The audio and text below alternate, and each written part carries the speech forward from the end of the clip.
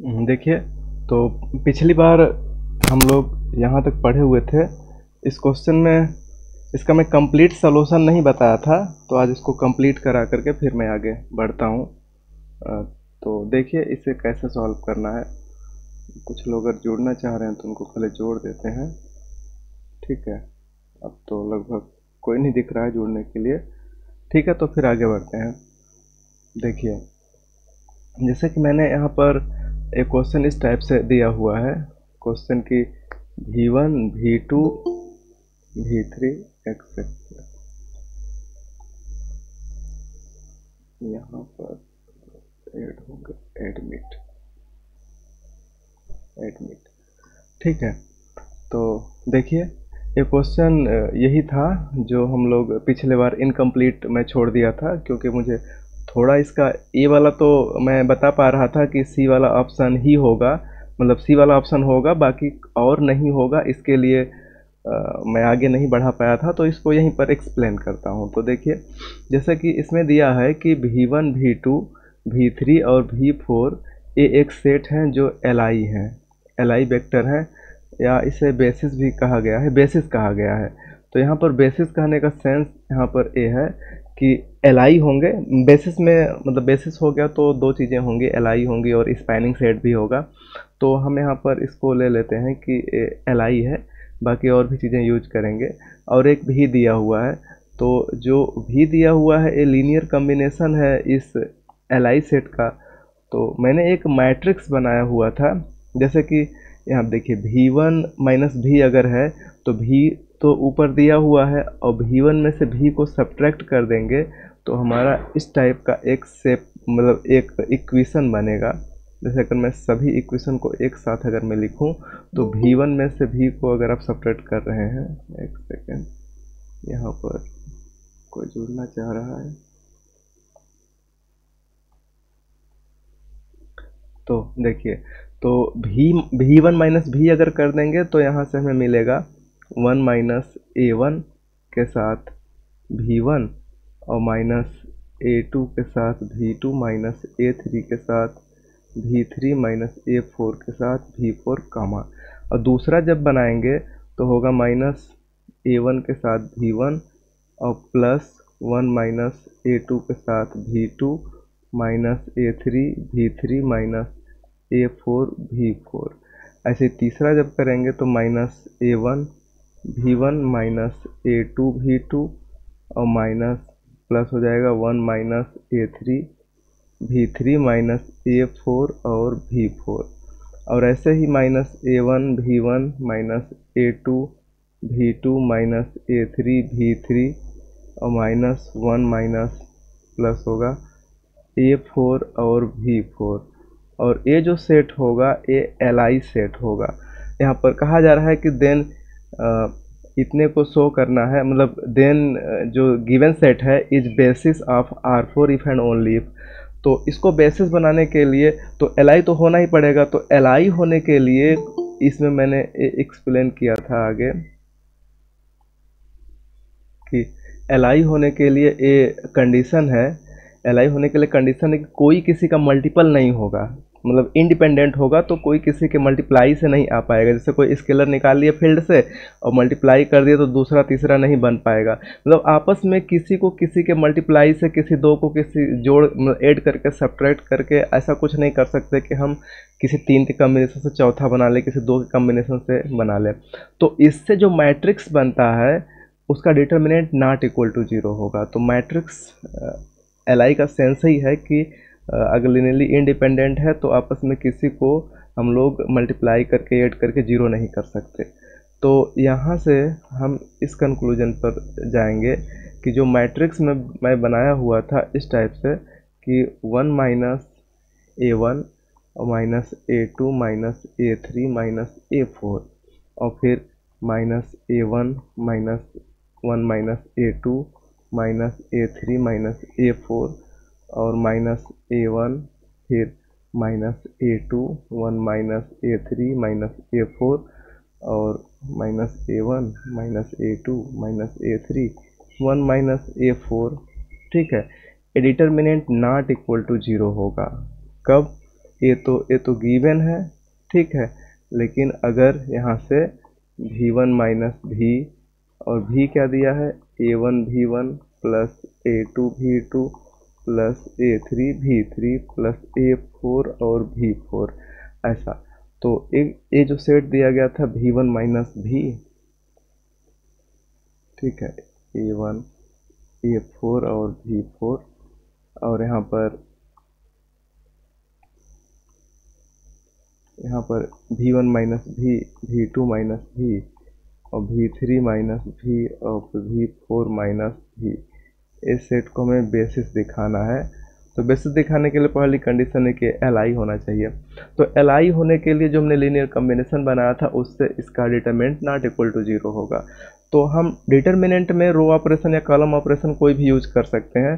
तो मैं बताया था कि अगर मैं c1 को कॉलम 1 को रिप्लेस कर दूं, कॉलम 1 को c1 plus c2 plus c3 plus c4 इस तरीके से, तो हमारा ये बन जाएगा 1 minus a1 minus a2 minus a3 minus a4। दूसरे में भी यही बन जाएगा a3 minus a4, 1 minus a1 minus a2 minus a3 a4, और तीसरे में भी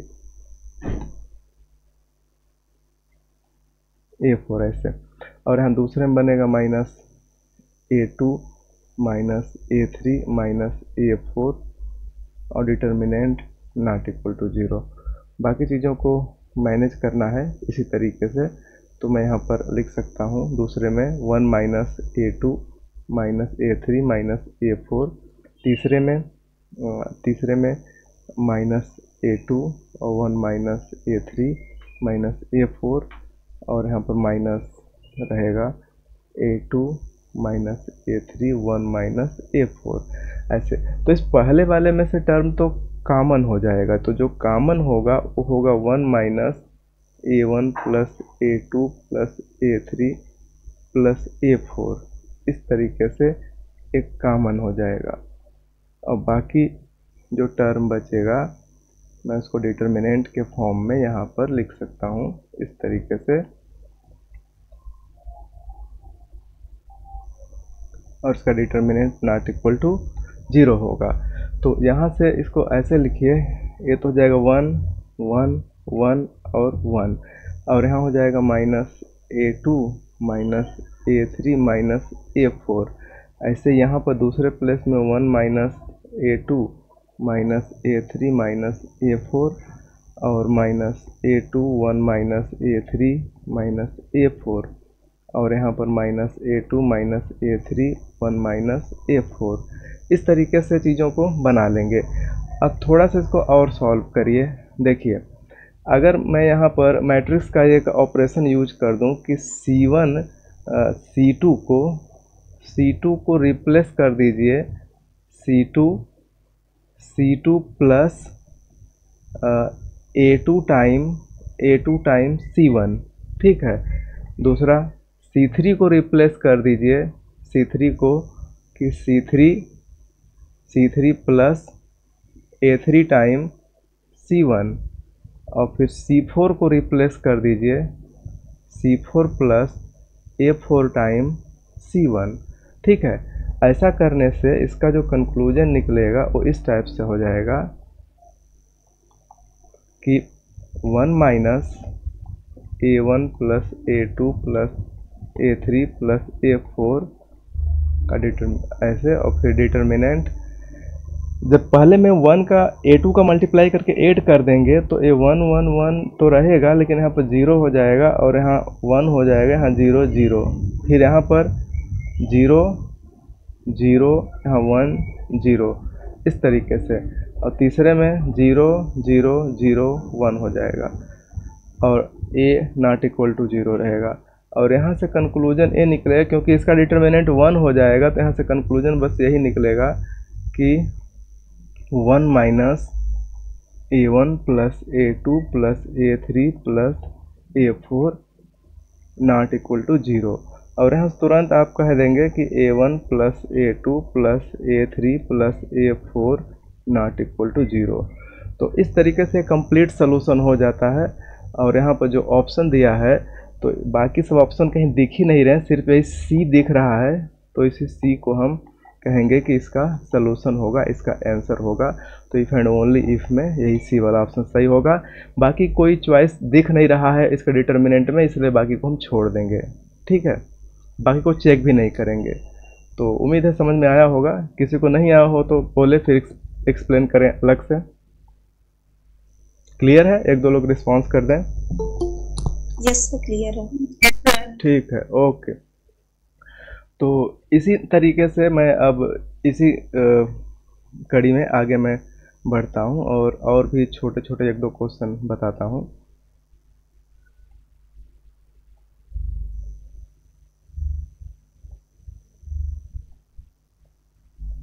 देखिए, तो जैसे कि यहाँ से जैसे कि देखिए क्वेश्चन इस टाइप से है कि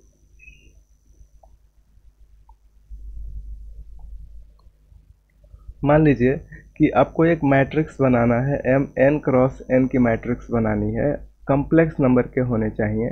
ठीक है, और इस तरीके का हो कि इसमें जो भी मैट्रिक्स लिया जाए वो ए आई जे एन क्रॉस एन की मैट्रिक्स होगी और ए आई जे लिया जाएगा कम्प्लेक्स से। ठीक है, और इसमें एडिशन, अगर हम ए और बी दो मैट्रिक्स ले रहे हैं, सपोज कीजिए बी को मैं ऐसे में डिनोट कर दूं, B I J N cross N, और बी आई जे को बिलोंग करा दूं कम्प्लेक्स में। तो इसमें देखिए, इसमें अगर इसको डायरेक्ट अगर मैं एडिशन दे दूं तो एडिशन मैं कंपोनेंट वाइज में कर देता हूं, मतलब कि ए आई जे प्लस बी आई जे, मतलब सेम प्लेस पर अपना ऐड हो जाएंगे। या तो फिर इसको मैं एक नया नाम दे दूं, एक नया नाम यहाँ पर दे सकता हूँ कि इसको सी आई जे टाइप का डिफाइन कर दीजिए एन क्रॉस एन में, और सी आई जे का वैल्यू होगा ए आई जे प्लस बी आई जे। ठीक है, आई का वैल्यू एक से लेकर एन तक और जे का भी वैल्यू एक से लेकर के एन तक, इस तरीके से डिफाइन किया जा सकता है। और जो डॉट प्रोडक्ट रहेगा वो मैं ले लेता हूँ, मान लीजिए कि ए में, अब फील्ड इसका, तो फील्ड तो इसका कम्प्लेक्स नंबर अभी के लिए ले लीजिए, field as a complex number ले लीजिए। तो मैं यहाँ से अगर ए डॉट अगर ए को बताऊँ तो ए सब में ऐड हो जाएगा, ए आई जे और इस तरीके से, तो एन क्रॉस एन। तो इस तरीके से आप एडिशन और डॉट डिफाइन करने के बाद एक वेक्टर स्पेस बना लेते हैं, इसमें कोई प्रॉब्लम नहीं है। ठीक है, लेकिन मैं अगर यहीं पर एक क्वेश्चन इरेज करूं, ठीक है, रेज करूं इस तरीके से कि इज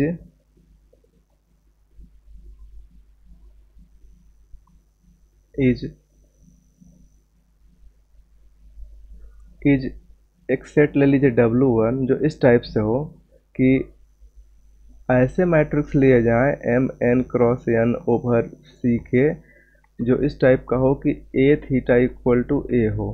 ठीक, ए थीटा में दो चीज़ें हैं, ए थीटा को समझिएगा कि ए ट्रांसपोज का कॉन्जुगेट है, और ए थीटा का वैल्यू ए का कॉन्जुगेट करके ट्रांसपोज कर दीजिए।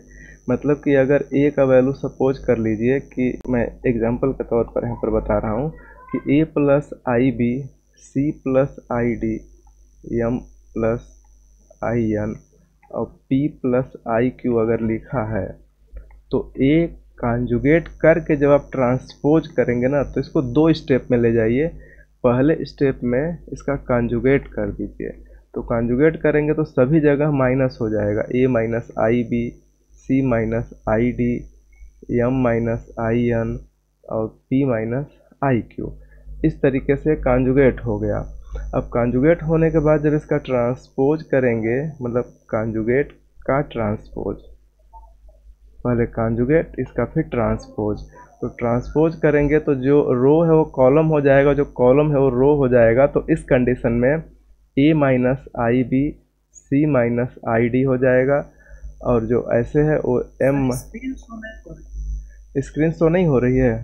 एक सेकेंड हो रही है। अच्छा, और लोगों को हो रहा है? तो हमें लगता है नेट प्रॉब्लम है क्या। एक बार एक बार आप फिर से जुड़िए, जिनका नहीं दिख रहा है एक बार फिर से जुड़िए।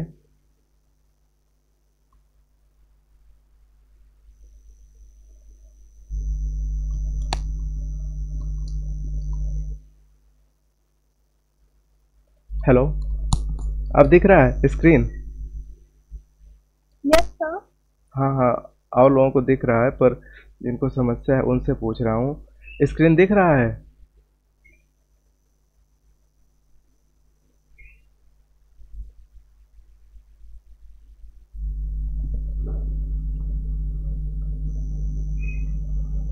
हेलो,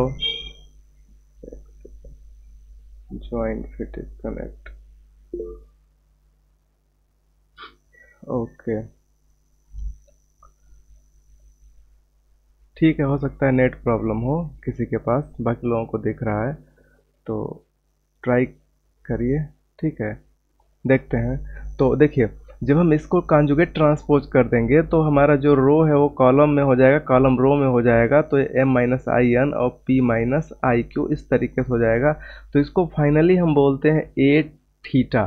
ठीक है, A power theta means transpose conjugate, या फिर आप इसे कॉन्जुगेट करके तब ट्रांसपोज करिए। ठीक है, इस तरीके से करेंगे तो चीज़ें मैनेज हो पाएंगी। ठीक है, तो यहाँ पर मैं अब आगे बढ़ रहा हूँ और एक सिंपल सा कंसेप्ट पर आपको एक क्वेश्चन बता रहा हूँ। जैसे कि मान लीजिए कि मैं यहाँ पर जो यहाँ पर लिया हूँ कॉन्जुगेट ट्रांसपोज, तो सबको समझ में आ गया। तो यहाँ जो मुझे बताना है कि आपको ये फोकस करना है कि एक यहाँ पर जो लिया गया है कि हम ऐसे एक सबसेट W1, मुझे यहाँ बताना है कि इस W1, इसको पूरा मैं थोड़ा सा और एक्सप्लेन करता हूँ। कॉन्जुगेट ट्रांसपोज तो मैंने सबको बता दिया, अब यहाँ से इस चीज़ को समझिए कि यहाँ पर जो मैंने दिया है कि W1 ऐसे मैट्रिक्स लिए जाएं m n cross n over c, जो यहाँ पर लिखा गया है, इसी को हम वेक्टर स्पेस भी कहेंगे। ठीक, तो इस वेक्टर स्पेस से ये जो दिख रहा है इज सब स्पेस होगा, सब स्पेस ओवर सी। क्या ये सब स्पेस ओवर सी होगा कि नहीं होगा? मतलब इस W1 में ऐसे सबसेट हम लिए हैं जो ना जो हर्मिशियन है। ठीक, एक ए थीटा इक्वल टू ए जो होता है इसको हर्मिशियन बोलते हैं, हर्मिशियन मैट्रिक्स। ठीक है, तो हर्मिशियन मैट्रिक्स का कलेक्शन है।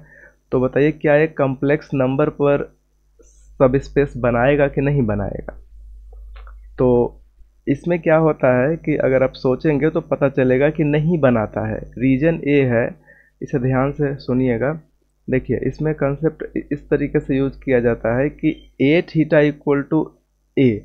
तो यहाँ से हम सोचेंगे इस तरीके से कि अगर सपोज करिए कि कोई मैट्रिक्स है, मैं एग्जांपल के तौर पर सिर्फ 2x2 का लेके आपको समझाता हूँ। ठीक है, देखिए 2x2 की कोई मैट्रिक्स ले लीजिए जो a प्लस आई बी है और a minus p c plus I D है, और यहाँ पर मैं ले लेता हूँ p प्लस आई क्यू और p minus I Q, p plus ही रहेगा।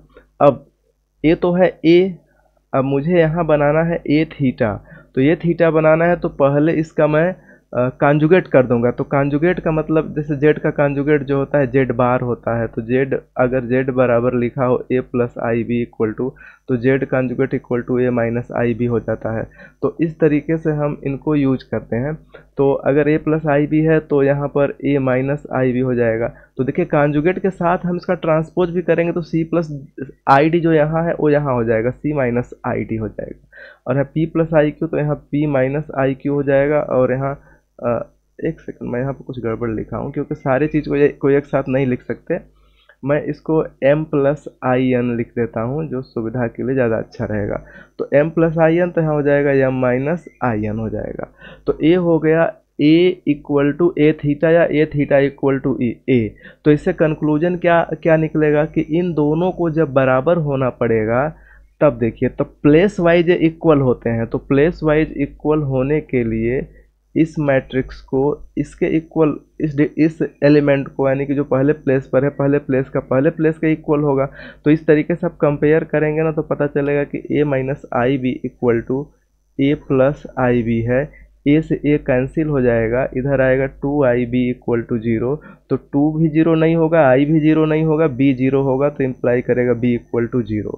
ठीक है, तो किसी भी मैट्रिक्स को जो इस टाइप की हैं उनमें अगर ए थीटा इक्वल टू ए हो रहा है तो डायगोनल का जो इमेजिनरी पार्ट है वो 0 हो जा रहा है। इसी प्रकार यहाँ पर देखिए m प्लस आई एन और m माइनस आई एन इन दोनों को इक्वल होना पड़ेगा क्योंकि मैट्रिक्स इक्वल है। तो m plus I N equal to यहाँ पर देखेंगे तो m माइनस आई एन, इससे m कैंसिल हो जाएगा और हो जाएगा 2in इक्वल टू 0। तो इम्प्लाई करेगा n इक्वल टू 0। तो इस n को भी 0 होना पड़ेगा। इसका मतलब है कि आपको अगर कोई मैट्रिक्स है a थीटा इक्वल टू ए होना है तो डायगोनल पर प्योर एलिमेंट रियल होंगे, प्योरली रियल होगा, इमेजिनरी पार्ट खत्म हो जाएगा। ये चीज़ समझ में आ रही है? Yes sir. ठीक है, तो अब यहाँ से अब हम चीज़ों को आगे लेकर के बढ़ेंगे। तो यहाँ से एक कंसेप्ट इस तरीके से आता है,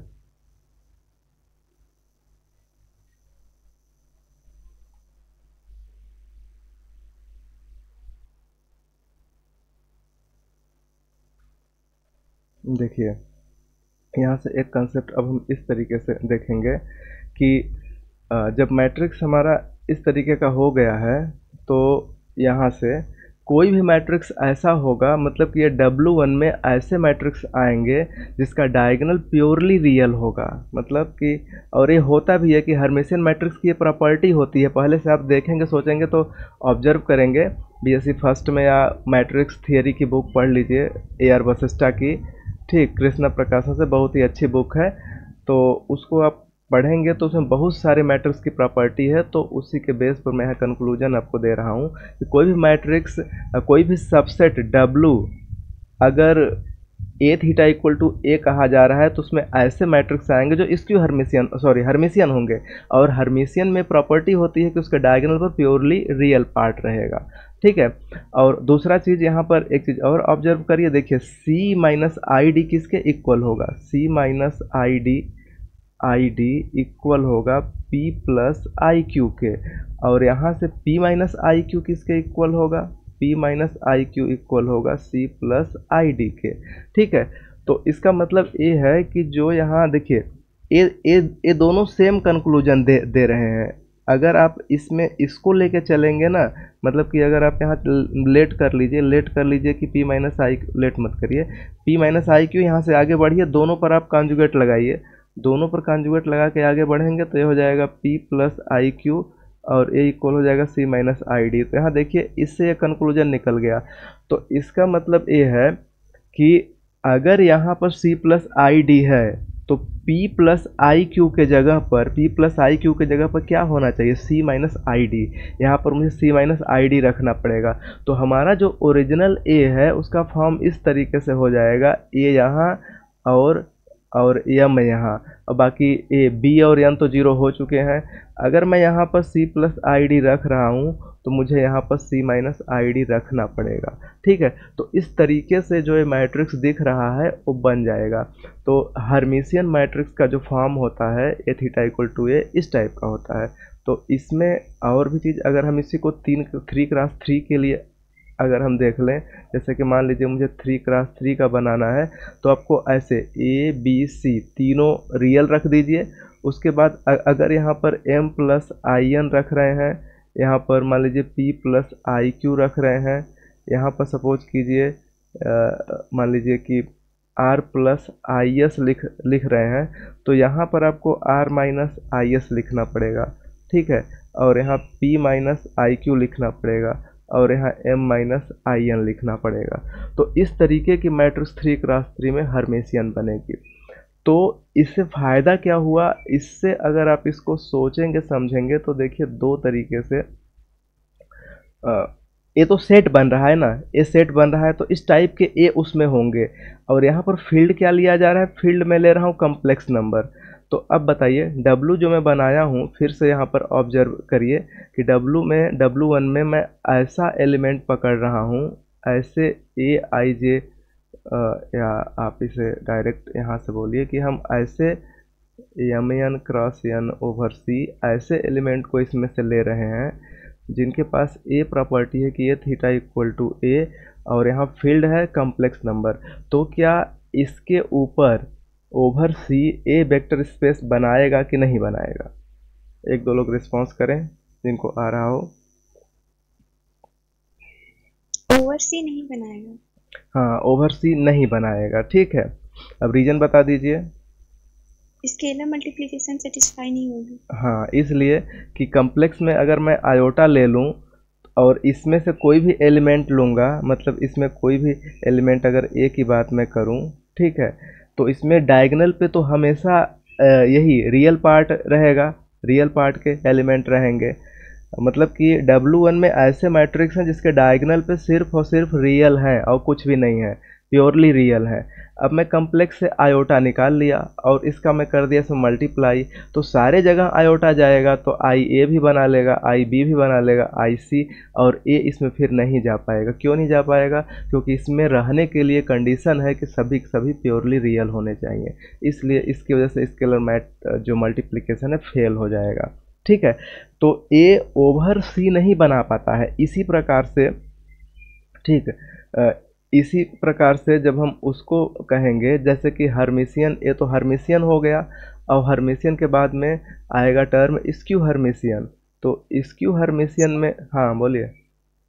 एक और रिजल्ट से कह सकते हैं, क्योंकि ए अगर हर्मिशियन है तो हम आई ए स्क्यू हर्मिशियन होता है जो बिलोंग नहीं करेगा W1 में। हाँ हाँ हाँ हाँ हाँ, ये यहाँ से तो अभी हम स्क्यू हर्मिशियन को एक्सप्लेन कर देते हैं। देखिए, अगर जैसे कि मान लीजिए मुझे अगर एक कोई दूसरा मुझे अगर सब स्पेस बनाना हुआ, ठीक है, जैसे कि मान लीजिए मैं एक दूसरा सेट बना रहा हूँ, सपोज करिए कि मैं W2 में बना रहा हूँ। तो W2 में मैं कह रहा हूँ कि ऐसे मैट्रिक्स लिए जाएं एम एन क्रॉस एन से, ठीक, जो इस तरीके का हो ओवर सी, ठीक, जो इस तरीके के हों कि A theta equal to minus ए हो जाए। तो इस टाइप के मैट्रिक्स को स्क्यू हर्मिशियन बोलते हैं। तो इनकी प्रॉपर्टी क्या होती है, इनको ऑब्जर्व करेंगे ना, तो जो डायगोनल पे, जैसे जो डायगोनल पे ए प्लस आई बी, जैसे मान लीजिए किसी डायगोनल पे अगर ए प्लस आई बी है, तो जब ये घूमेगा ना, मतलब कि ऐसे ही जैसे कि ऊपर से मैं एक्सप्लेन कर देता हूँ। जैसे मान लीजिए यहाँ पर मैंने जो बनाया है, अगर मैं इसी को हर्मिशियन के जगह पर स्क्यू हर्मिशियन के लिए ऑब्जर्व करूँ, तो देखिए इसे कैसे सोचेंगे। इस क्वेश्चन को देखिए, इस क्वेश्चन को इस तरीके से आप ऑब्जर्व करिए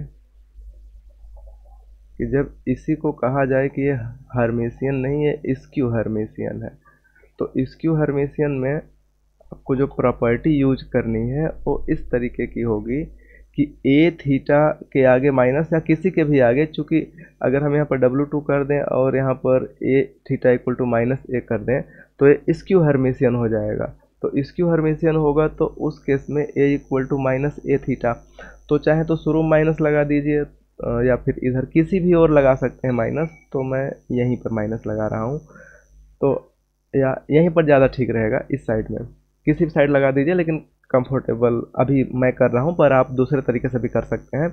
तो जब माइनस मैं यहां पर लगाऊंगा तो देखिए ट्रांसपोज करने के बाद भी मैं माइनस लगा रहा हूं, तो यहां पर जो टर्म है वो इस तरीके से बदल जाएंगे कि यहाँ पर टर्म हो जाएंगे minus A plus I B और minus P plus I Q, और यहाँ पर minus C plus I D और minus M plus I N, और इक्वल टू यहाँ पर हो जाएगा ए प्लस आई बी और C plus I D, P plus I Q और एम प्लस आई एन।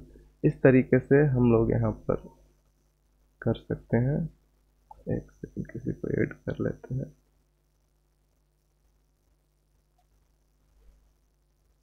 ठीक है, तो देखिए, तो जब यहाँ से ऑब्जर्व करेंगे दोनों जब सेम है, तो यहाँ से देखिए कि इसको यहाँ पर इसके इक्वल होना पड़ेगा, तो है minus A plus I B equal हो रहा है, minus A plus I B equal हो रहा है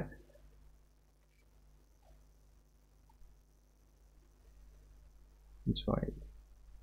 देखिए ए प्लस आई बी इक्वल हो रहा है ए प्लस आई बी के। ऐसे तो आई बी कैंसिल हो जाएगा, ए इधर चला आएगा तो 2a इक्वल टू 0, और फिर यहाँ से इम्प्लाई करेगा ए का वैल्यू 0।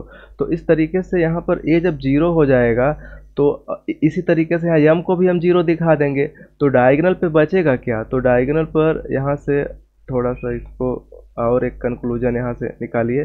कंक्लूजन ये है कि रिमेनिंग पार्ट भी तो इक्वल होंगे। तो रिमेनिंग पार्ट में सी प्लस आई डी यहाँ जो दिख रहा है यहाँ पर A C plus I D equal हो जाएगा minus P plus I Q के। ठीक, और यहाँ से दूसरा क्या निकल रहा है, यहाँ से minus C plus I D दिख रहा है यहाँ पर किसके, पी प्लस आई क्यू के।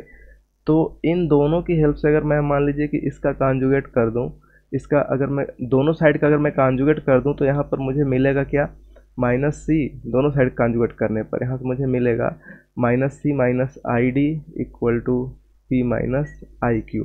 ठीक है, तो अब मैं इसमें अगर माइनस से मल्टीप्लाई करूँगा, ठीक, क्यों माइनस से मल्टीप्लाई मुझे, हाँ माइनस से मल्टीप्लाई करेंगे क्योंकि मुझे शुरू में माइनस लगाना है ना, तब जाके ये इक्वल हो जाएंगे। जैसे माइनस से मल्टीप्लाई कर दीजिए दोनों साइड में, तो ये हो जाएगा C plus I D equal to यहाँ minus P plus I Q.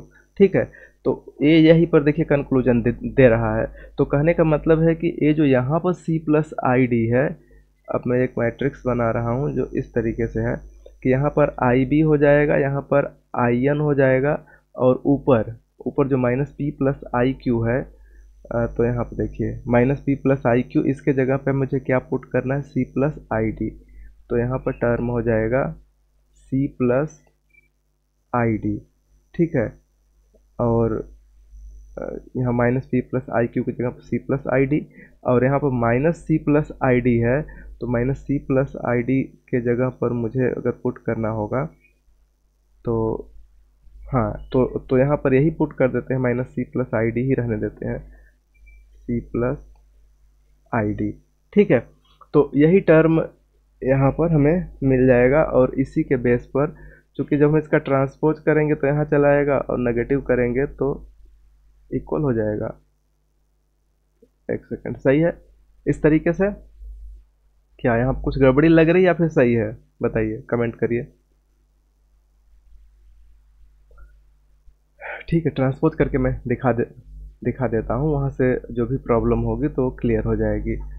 तो इस तरीके से स्क्यू हर्मिशियन का करेक्टराइजेशन हो गया। अगर मान लीजिए ए है तो मैं इसका ए कॉन्जुगेट करता हूँ, पहले ए कॉन्जुगेट करूँगा, सबको सुनाई दे रहा है ना? ओके, ए अगर मैं कॉन्जुगेट करूँगा तो हम माइनस आई बी हो जाएगा, और सी माइनस आई डी हो जाएगा, और यहाँ पर सी माइनस आई डी हो जाएगा, और आई एन हो जाएगा। अब मैं इसका फिर से अगर ए फिर से ट्रांसपोज कर दूं तो जो बनेगा वो क्या बनेगा, वो यहाँ से ट्रांसपोज अगर मैं कर दूंगा तो ये हो जाएगा माइनस आई बी। एक सेकंड, कॉन्जुगेट तो मैं किया हूँ, तो ट्रांसपोज कुछ गड़बड़ हो रहा है क्या एक्चुअली? यस सर, यहाँ हाँ हाँ, माइनस यहाँ पर एक चीज़ गड़बड़ हो रहा है कि यहाँ पर सी माइनस आई डी न रख करके, एक सेकंड रुकिए, हाँ यहाँ तक मैं पहुँचा था। तो यहाँ से मैं ए दिखा रहा था कि पी माइनस आई क्यू हो जाएगा, फिर माइनस से मल्टीप्लाई कर देंगे तो सी प्लस आई डी के साथ ये हो जाएगा पी माइनस आई क्यू। तो हाँ, ये minus P plus I Q हो जाएगा। तो इसके जगह तो सी प्लस आई डी मैं यहाँ पर पुट कर सकता हूँ A P minus I Q के जगह, क्योंकि ये ए इसके इक्वल हो गया है, या फिर यहाँ से भी सोच सकते हैं। और यहाँ से जो क्योंकि हमें ए तो ए लेना है ना, इसको ए नहीं, ए दूसरे साइड वाला ए था, तो यहाँ से तो ए तो 0 हो चुका है, और यही आई भी बचा है, तो आई बी और यहाँ आई एन, ये तो दोनों ठीक है। और यहाँ अगर मैं इसे सी प्लस आई डी रख दूँ तो ठीक है, और यहाँ मुझे यही भरना होगा, minus C plus I D भरना होगा, तभी जा कर के ये कॉन्जुगेट इक्वल हो पाएगा, नहीं तो नहीं हो पाएगा। क्योंकि जब कॉन्जुगेट करेंगे तो ए होगा, नेगेटिव करेंगे तो फिर से इक्वल हो जाएगा। ठीक है, हाँ अब ए अब सही हो गया है। अब इसका यहाँ से अगर करना चाहेंगे कॉन्जुगेट तो यहाँ से क्लियर हो जाएगा। मान लीजिए कि यही ए है, ए का मैं पहले कॉन्जुगेट कर दूँ, तो कॉन्जुगेट करूँगा तो हो जाएगा माइनस आई बी। लेकिन यहाँ पर है क्या ना कि ये मुझे अगर ए इसको मान रहे हैं, सही है, ए यहाँ पर आई बी और सी माइनस आई डी हो जाएगा, और यहाँ से हो जाएगा minus C minus I D conjugate करने पर, और माइनस आई एन। अब मुझे इसका ट्रांसपोज करना है, तो कॉन्जुगेट का ट्रांसपोज कर दिए, पहले कॉन्जुगेट फिर ट्रांसपोज, तो ए टर्म हो जाएगा माइनस आई बी और minus C minus I D, और यहाँ पर सी माइनस आई डी और आई एन माइनस में। अब मैं ये तो थीटा हो चुका है, अब मैं इसका अगर माइनस लगा दूं ये थीटा, तो इस टर्म में सबके आगे माइनस लगेगा, तो ये टर्म हो जाएगा यहाँ से I B C plus I D, और यहाँ माइनस लगाएंगे तो minus C plus I D, और यहाँ पर आई एन। तो ये पूरा पूरा ए के इक्वल हो गया जो यहाँ से कंसीडर किया गया है। तो इस तरीके से ऑब्जर्व हो गया कि अगर हमें स्क्यू हर्मिशियन की बात करनी है तो ऐसे मैट्रिक्स इसमें आएंगे जिसके डायगोनल पे प्योरली, यहाँ पर देखिए डायगोनल पे प्योरली इमेजिनरी रहेंगे, और ऊपर जो भी रहेगा वही नीचे रहेगा लेकिन कॉन्जुगेट के साथ माइनस रहेगा। ठीक है, तो अब देखिए, तो इसमें खास बात क्या है कि अगर हम कोई यहाँ पर जो हम मैट्रिक्स लिए हैं स्क्यू हर्मिशियन लिए हैं, स्क्यू हर्मिशियन, इस स्क्यू हर्मिशियन में अगर आप आई से आयोटा से अगर मल्टीप्लाई कर दीजिए, मान लीजिए कि मैं आई ए से मल्टीप्लाई कर दिया, तो यहाँ का जो मैट्रिक्स बनेगा वो इस प्रकार से बन जाएगा कि माइनस या माइनस आई से मल्टीप्लाई कर दें, या मान लीजिए आई से ही कर देते हैं, तो आई से करेंगे तो माइनस आई स्क्वायर जब होगा, माइनस से करिए, माइनस आई से मल्टीप्लाई करेंगे ए में तो माइनस आई स्क्वायर ए हो जाएगा इस तरीके से। और फिर यहाँ पर अगर आई से मल्टीप्लाई करेंगे, ठीक है, देखिए अगर यहाँ से मल्टीप्लाई कर रहे हैं तो ये माइनस आई सी प्लस आई सी माइनस, स्पेस लेके करना चाहिए, मतलब ये है कि रुकिए, ए इक्वल है किसके, यहाँ से ए इक्वल हो जाता है ए थीटा के। अब मैं अगर ए में आयोटा से मल्टीप्लाई कर दूं तो डायरेक्ट आप यहाँ से देखिए, इसी को ऑब्जर्व करिए कि ऐसा क्यों हो रहा है। तो ए हो जाएगा माइनस बी, और यहाँ माइनस एन, और यहाँ हो जाएगा माइनस डी प्लस आई सी, और नीचे वाले में कर देंगे तो हो जाएगा माइनस डी और फिर माइनस आई सी हो जाएगा। ठीक है, अब इसका अगर मैं कॉन्जुगेट ट्रांसपोज अगर मैं कर दूं ए के साथ, अगर मैं कॉन्जुगेट ट्रांसपोज करूं, मतलब कि आई ए को मैं लेट कर लूं बी, मान लीजिए कि मैं इसको लेट कर लिया कि इसका नेम यहाँ पर बी है, तो बी का अगर मैं थीटा कर दूं तो पहले ट्रांसपोज करके फिर कॉन्जुगेट कर दीजिए, तो ट्रांसपोज करके कॉन्जुगेट करेंगे तो टर्म यहाँ पर क्या मिलेगा हमें, एक सेकंड, हाँ, तो यहाँ पर हो जाएगा बी माइनस बी और माइनस एन तो रहेगा ही, और यहाँ पर करेंगे तो हो जाएगा माइनस डी और प्लस यहाँ पर माइनस आई सी हो जाएगा। माइनस आई सी इसलिए हो जाएगा कि देखिए पहले आप ट्रांसपोज करिए फिर कॉन्जुगेट, या कॉन्जुगेट ट्रांसपोज, पहले ट्रांसपोज कॉन्जुगेट कोई भी करेंगे कोई फर्क नहीं पड़ेगा। तो जो यहाँ पर जो डी माइनस डी प्लस आई सी दिख रहा है वो तो नीचे आएगा, फिर कॉन्जुगेट कर देंगे तो नेगेटिव हो जाएगा आयोटा के साथ में, और यही यहाँ जब ऊपर जब जाएगा तो माइनस डी के साथ यहाँ पर सेट हो जाएगा और ये हो जाएगा प्लस आई सी। तो ए हो गया, और इसी को ध्यान से देखिए तो ऊपर बी के इक्वल है। ठीक है, तो इससे क्या हुआ कि अगर कोई हमारा हर्मिशियन मैट्रिक्स, अगर मान लीजिए कोई हर्मिशियन मैट्रिक्स है, ए हर्मिशियन मैट्रिक्स है, तो इसमें आई से मल्टीप्लाई करने पर ये क्या बन जा रहा है, स्क्यू हर्मिशियन बन जा रहा है। ठीक है, तो इसी प्रॉपर्टी का मैं यूज करके उस चीज़ को डिस्कार्ड कर रहा था कि अगर आपके पास कोई मान लीजिए W1, अगर W1 कोई सेट है जिसमें कि मैट्रिक्स लिए जा रहे हैं n क्रॉस n और एंट्री कम्स फ्रॉम C और ए थीटा इक्वल टू ए है, तो इसमें हर्मिशियन मैट्रिक्स है और फील्ड हमारा है यहाँ पर सपोज करिए कॉम्प्लेक्स नंबर। तो जब इसमें किसी मैट्रिक्स, अब देखिए अभी मैं क्या बताया कि अभी मैंने आपको बताया कि एक हर्मिशियन स्क्यू हर्मिशियन लिया था, स्क्यू हर्मिशियन लिया था ऊपर, मान लीजिए कि मैं उसको H बोल देता हूँ, तो उसमें I से मल्टीप्लाई कर देने पर ये जो मैट्रिक्स था ये हर्मिशियन हो जा रहा था, ठीक है, ये हर्मिशियन हो जा रहा था। दूसरा चीज़ है कि अगर आप मान लीजिए कि कोई हर्मिशियन मैट्रिक्स H डैश ले रहे हैं और इसमें अगर I से मल्टीप्लाई कर देंगे तो ये जो बन जाएगा ये स्क्यू हर्मिशियन बन जाएगा। तो इस तरीके से स्केलर मल्टीप्लिकेशन दोनों केस में गड़बड़ होंगे, ठीक है। मतलब कि अगर मैं एक W1 सेट बनाया हूँ जिसमें सेट ऑफ हर्मिशियन मैट्रिक्स है और W2 में एक सेट बनाया हूँ जिसमें कि सेट ऑफ स्क्यू हर्मिशियन है, मतलब कि इसमें ऐसे सेट लिए जाएं mn cross n over C का, मतलब एलिमेंट कम्स फ्रॉम C तो एंट्री कम्स फ्रॉम C, तो यहाँ से A theta minus equal to A skew Hermitian, तो ना तो W सब स्पेस बनाएगा ना तो W1, मतलब W1 W2 कोई भी सब स्पेस नहीं बनाएगा अगर फील्ड लिए जाएं कॉम्प्लेक्स नंबर। तो यहाँ तक चीज़ें क्लियर है या किसी को कुछ प्रॉब्लम है? यस सर क्लियर है। ओके, तो अब इसके बाद में जब आगे बढ़ेंगे तो अब देखिए, अब आप खुद बताइए कि अब हम तो क्या करें। तो करना क्या है कि मैं यहाँ पर इसको तो बनाता हूँ, यानी कि जो मैं m जो ओरिजिनल जो यहाँ पर m n cross n over C है, ठीक, ये जो टर्म है इसको तो ऐसे ही रहने देते हैं, लेकिन जो इसका फील्ड है मैं फील्ड इसका C न लेकर के R अगर ले लूँ तो सारे काम बन जाएंगे, ठीक है। अगर आप रियल ले लेंगे तो रियल से कोई प्रॉब्लम नहीं होगा। देख लीजिए, जैसे कि मान लीजिए मैं यहाँ पर एक सेट बना रहा हूँ W, मतलब कि एक मैं ए बना दूँ, जैसे कि एक वेक्टर स्पेस बना दूँ ओवर R, ठीक है। मतलब यहाँ पर वेक्टर स्पेस भी कोई वेक्टर स्पेस है जो इस टाइप के हैं, ऐसे मैट्रिक्स लिए जाएं ए आई जे n क्रॉस n और ए आई जे जहाँ से आए वो कॉम्प्लेक्स नंबर हो, ठीक है, और इसका फील्ड में क्या चूज कर लूँ, R चूज कर लूँ, ठीक।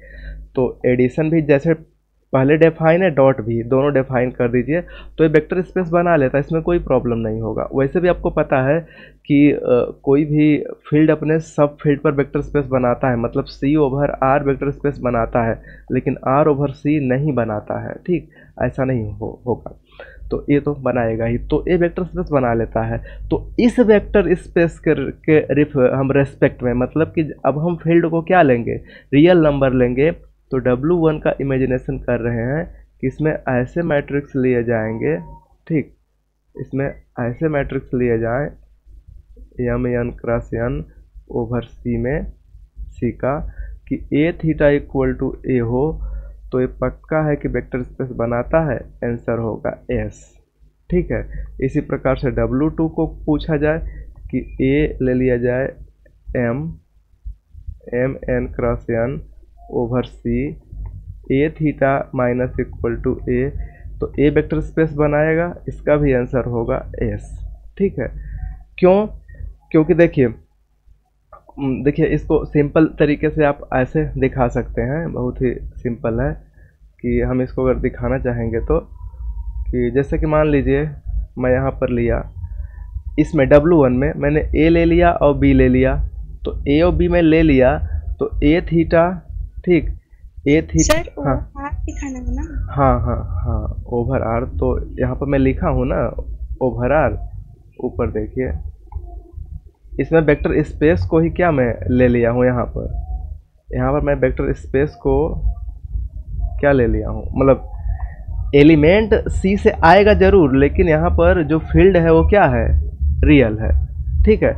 तो A ओवर R बना लेगा, A भी ओवर R बना लेगा, अदरवाइज C पे नहीं बना पाएगा, मतलब R से छोटा रहेगा तो भी बना लेगा। जैसे कि आप अगर R के जगह पर Q ले लीजिए तो भी बना लेगा, Q पर भी बना लेगा, कोई प्रॉब्लम नहीं होगा इससे। तो अगर मैं तो इसे सब स्पेस दिखाने के लिए क्या काम करते हैं, किसी भी W को सब स्पेस दिखाने के लिए आप यही निकालते हैं, A alpha plus B beta belong कर जाए for all AB belong to field, और फिर alpha beta belong to W, यही आप दिखाते हैं। तो चाहे तो इस तरीके से भी आसानी से दिखा सकते हैं, ठीक है। तो देखिए कैसे, तो आपको अगर इस तरीके से दिखाना है तो सिंपल वही थियोरेटिकल कंसेप्ट का यूज करिए और उसे जल्दी हो जाएगा।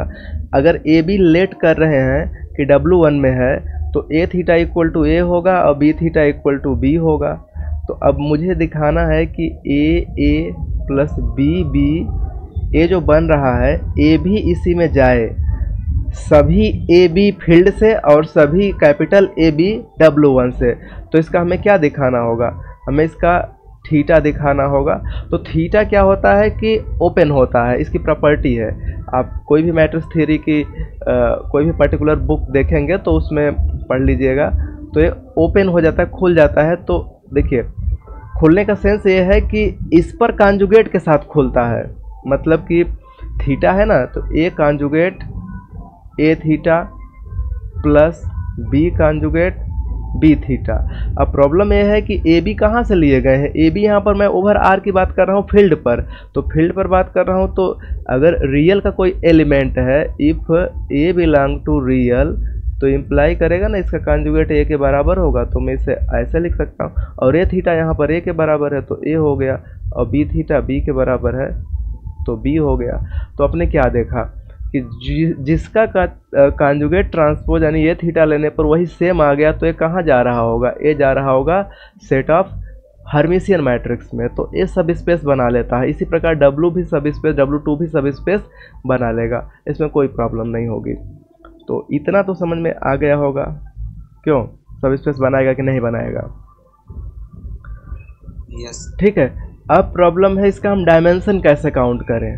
ठीक, कि डायमेंशन कैसे काउंट करें, तो डायमेंशन के लिए देखिए बहुत ही सिंपल कंसेप्ट है, इसको मैं एक्सप्लेन करता हूँ आगे डायमेंशन कैसे काउंट करेंगे। तो पहले मैं W1 को ले लेता हूँ। W1 में ऐसे ए है m n cross n over C नहीं, मतलब कि कलेक्शन ऑफ, मतलब ऐसे स्क्वायर मैट्रिक्स है n क्रॉस n जिसकी एंट्री कम्प्लेक्स से आ रही है। ठीक है, ऐसा इसका मीनिंग है। और ए थीटा इक्वल टू ए है, और यहाँ पर फील्ड हम जो ले रहे हैं वो आर है। ठीक, तो इसका डायमेंशन, तो डायमेंशन के लिए आप ऐसे सोचिए कि जब आप मैट्रिक्स बनाते हैं तो ऐसे सोचिए, देखिए ए तो इस हर्मिशियन में तो पक्का है कि यहाँ ए रहेगा, जो भी रहेगा A11, ठीक है, A12 या 22 और ऐसे करके ANN रहेंगे। ठीक है, लेकिन इसके जब आगे बढ़ेंगे तो अगर मैं यहाँ पर अल्फ़ा प्लस आई बीटा लिख रहा हूँ तो नीचे अल्फ़ा माइनस आई बीटा लिखना ही पड़ेगा। ठीक, क्यों, क्योंकि मैं अभी जस्ट शुरू में ये सारी चीज़ों का जिक्र किया था कि अगर कोई हर्मिशियन स्क्यू हर्मिशियन बनना चाहता है तो कौन सी प्रॉपर्टी है, वो यहाँ पर नहीं है, लेकिन इसी टाइप से बनाया गया था। तो हर्मिशियन में देखिए यहाँ पर ऐसा था, और स्क्यू हर्मिशियन, एक्चुअली ये स्क्यू हर्मिशियन है। आप लोगों को थोड़ा वॉइस आ रही होगी क्योंकि नीचे कुछ प्रॉब्लम है, डिस्टरबेंस हो रहा है कि या फिर सही है, चल रहा है? सही है सर। ठीक है, ठीक है, ओके, ठीक है। अब देखिए, तो एक सेकेंड, तो यहाँ से मैं आपको वहीं पर ले चलता हूँ। देखिए, तो ये क्या है कि जब हम हर्मिशियन की बात करेंगे तो यही प्रॉपर्टी होती है। जैसे कि मान लीजिए मैं आपको एग्जांपल के 3-4 मैं रख दूँ, 2 + 3 आई और 2 - 3 आई, तो जब इसका आप कॉन्जुगेट ट्रांसपोज करेंगे ना, ए कॉन्जुगेट कर दीजिए तो हो जाएगा 3 2 - 3 आई, और यहाँ पर क्या हो जाएगा 2 + 3 आई, और यहाँ 4 हो जाएगा।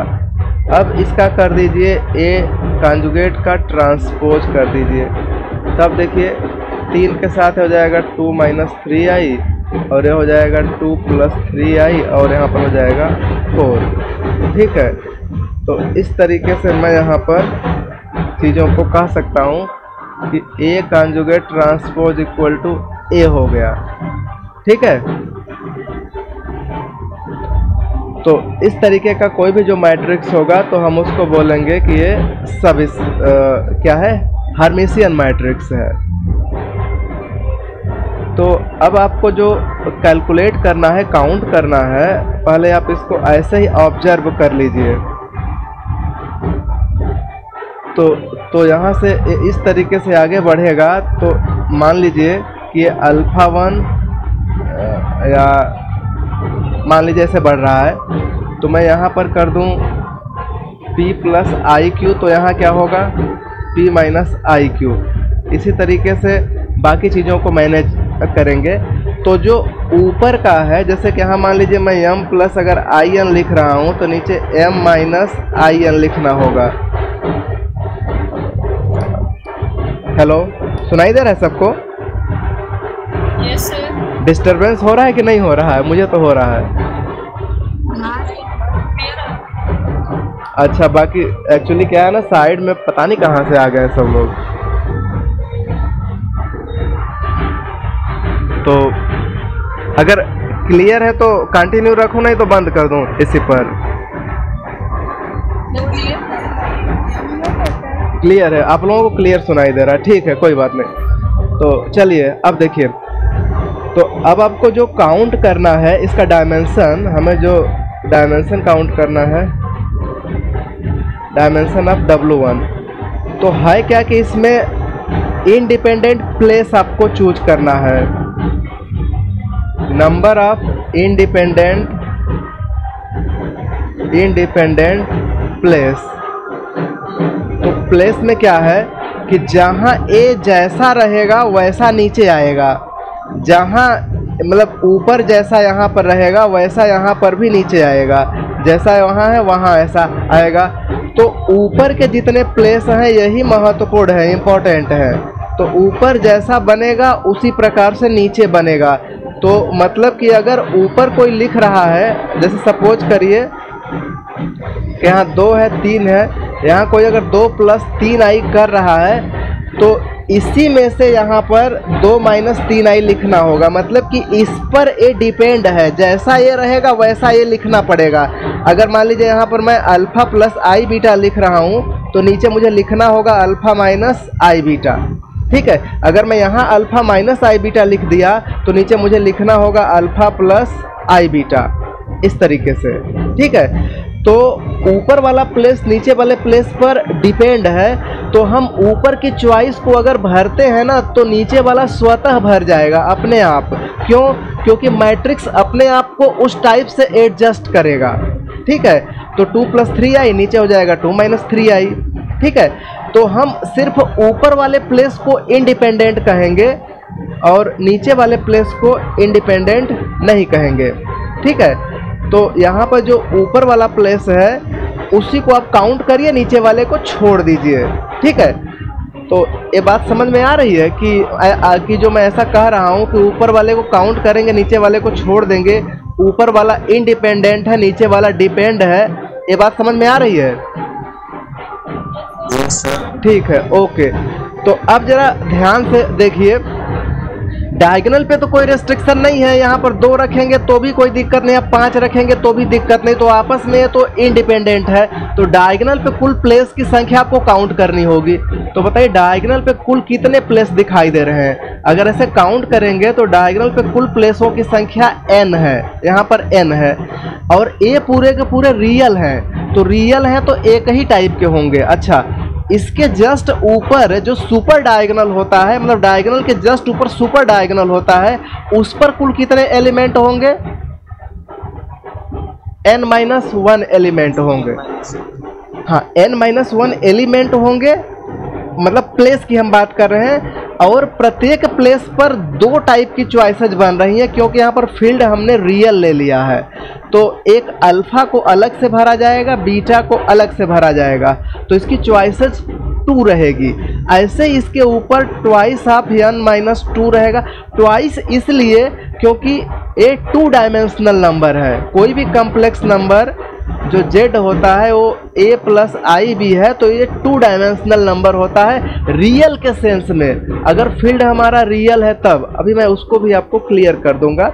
जैसे कि ध्यान से ऐसे देखिए, ऐसे देखिए कि जैसे मान लीजिए मैं यहाँ पर कह दूँ कि सी ओवर सी अगर कोई वेक्टर स्पेस है, कॉम्प्लेक्स नंबर अपने ही ऊपर अगर वेक्टर स्पेस बनाए तो इसकी बेसिस की बात करेंगे तो सिंगलटन 1 हो जाएगा। ये बात समझ में आ रही है? क्यों? क्योंकि कोई भी एलिमेंट कॉम्प्लेक्स का बनाना होगा ना 3 + 4 आई ना, तो कॉम्प्लेक्स में 3 + 4 आई पहले से पता है कि आई 4 है। अब इसको निकाल के इस बेसिस में मल्टीप्लाई कर दीजिए, बन जाएगा। लेकिन अगर मैं इसी को कह दूं कि कॉम्प्लेक्स को बनाना है आर के ऊपर, तब आपको बेसिस की संख्या 2 लेनी होगी, 1 और आयोटा। क्यों? क्योंकि अगर मान लीजिए आप मानते हैं कि सिंगलटन 1 ही बेसिस का काम कर जाएगा तो प्रॉब्लम हो जाएगा। क्यों?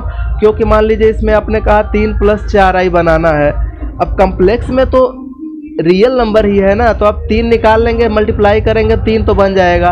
4 चाहे तो अलग से निकाल लीजिए तो 4 भी बन जाएगा, जोड़ देंगे तो भी बन जाएगा, लेकिन 7 हो जाएगा। ये 3 + 4 आई नहीं आएगा। तो इसलिए आपको अलग से इसमें इंट्रोड्यूस करना होगा आयोटा। तो उस कंडीशन में आप 3 और 4 ले लीजिए रियल में, और 3 का मल्टीप्लाई 1 में कर दीजिए, 3 × 1 + 4 × आयोटा, तो 3 + 4 आई इस तरीके से बन जाएगा। तो जब भी कॉम्प्लेक्स नंबर को ओवर रियल नंबर बनाएंगे तो इसकी बेसिस में 2 एलिमेंट की जरूरत पड़ेगी। ठीक है, तो इसी टाइप से इसी बेस पर, इसी आधार पर हम आगे बढ़ेंगे और इसको सोचेंगे कि जब भी आपका मतलब कि सेट ऑफ यहाँ पर क्या है, यहाँ पर ए हम W2 यहाँ पर दिख रहा है ना, और ऊपर हम W1 पर बात कर रहे हैं, सेट ऑफ हर्मिशियन मैट्रिक्स की बात कर रहे हैं यहाँ पर। तो सेट ऑफ हर्मिशियन मैट्रिक्स में डायगोनल को छोड़ के ऊपर के सारे एलिमेंटों को रिप्रेजेंट करने के लिए इस तरीके की हमें बेसिस की जरूरत पड़ेगी। प्लेस और ईच प्लेस को रिप्रेजेंट करने के लिए real over the field of real number 2 हमें एलिमेंट की जरूरत पड़ेगी। इसलिए twice of n-1, twice of n-2, ऐसे बढ़ते बढ़ते लास्ट में 1 आएगा, जो यहाँ पर 1 ही होगा, लेकिन इसको भी 2 हमें ज़रूरत पड़ेगी क्योंकि ये p और q है। तो अब सारे प्लेसेज को ऐड कर देंगे, तो सब प्लेसेज को ऐड कर दें। ट्वाइस ऑफ 1 + 2 + 3 प्लस कहाँ तक जाएगा, n-1 तक जाएगा, n-1 तक, और प्लस लास्ट में क्या है, n है। तो इसको ऐड कर ट्वाइस, आपको पता होगा कि समेसन n का वैल्यू क्या होता है, समेसन n का वैल्यू होता है n+1/2। तो लास्ट में 1 जोड़ करके 2 का भाग देते हैं, तो लास्ट इसमें क्या है, n-1 में 1 जोड़ देंगे तो n हो जाएगा बटा 2, 2 से 2 कट गया, प्लस n। अब यहाँ से n इस खोल दीजिए, n² - n plus n cut के क्या हो गया, n²। तो इस तरीके से कहेंगे कि अगर हमारे पास सेट ऑफ हर्मिशियन मैट्रिक्स है, set of Hermitian matrix over the field of R अगर वेक्टर स्पेस बना रहा है तो उसका डायमेंशन कितना होगा, n² होगा। अब मैं इस चीज़ को एग्जाम्पल से वेरीफाई कर रहा हूँ। देखिए एग्जाम्पल से, जैसे मान लीजिए कि मैं W ले रहा हूँ, 2 × 2 की मैट्रिक्स पर मैं बात कर रहा हूँ। मैं ले रहा हूँ M 2 × 2 ओवर C, और इसमें जो एंट्री है A थीटा = A टाइप की। ठीक है, इस तरीके का मैं मैट्रिक्स ले रहा हूँ। तो इसमें फील्ड है रियल नंबर, तो अब डायमेंशन की बात कर रहे हैं, डायमेंशन ऑफ W, तो यहाँ पर आया 2² हो जाएगा पिछले सूत्र के अनुसार, तो 4 हो जाएगा। तो देखिए कैसे, जब भी आप हर्मिशियन मैट्रिक्स बनाएंगे ना, तो आप ये हमेशा सोचेंगे कि यहाँ AB होगा, यहाँ P + IQ होगा, तो यहाँ P - IQ रखना ही पड़ेगा। अब इसको देखेंगे तो देखिए मैं ऐसे 1 0 0 0 प्लस P के साथ जब आप इसको एडजस्ट करेंगे P के साथ, तो 0 1 0 1 यहाँ पर और 0, और जब Q के साथ यहाँ पर रखेंगे तो 0 आयोटा और माइनस आयो और यहाँ पर 0, और फिर जब B की बात करेंगे तो 0 0 0 1। ठीक है, तो इस तरीके से जब बेसिस की बात करेंगे तो बेसिस में एलिमेंट यही आएगा 1 0 0 0। ठीक है, दूसरे में 0 1 1 0, तीसरे में 0 आयोटा माइनस आयोटा 0, और फिर चौथे में 0 0 0 1। ठीक है। इस तरीके से इसकी हेल्प से आप कोई भी एलिमेंट जनरेट करेंगे तो वो कहाँ जाएगा, वो डब्ल्यू में ही जाएगा और कहीं नहीं जाएगा, मतलब सेट ऑफ हर्मिशियन मैट्रिक्स में ही जाएगा। तो इसका बेसिस यहाँ से क्लियर है और पिछला वाला यहाँ पर फार्मूला भी ये क्लियर होगा। इसमें किसी को डाउट हो तो पूछे। सही है या गड़बड़ है? ठीक है, ओके। तो नेक्स्ट हाँ, नेक्स्ट यहाँ पर भी देख लीजिए, ये भी क्लियर होना चाहिए। तो ऐसे ही करके आपको डायमेंशन के बारे में सोचना है, ठीक। तो आप लोग एपी सिंह की बुक पढ़िए बहुत अच्छे से, पहली बार तो उसको पढ़िए, उसको पढ़ने से आपके कॉन्सेप्ट बहुत ही क्लियर हो जाएंगे। उसके बाद बाकी जो क्वेश्चन बचेंगे वो सॉल्व होंगे, कुछ नहीं सॉल्व होंगे, वो बाद में देखा जाएगा। लेकिन पहले आप एपी सिंह की पूरी कंप्लीट बुक पढ़ लीजिए।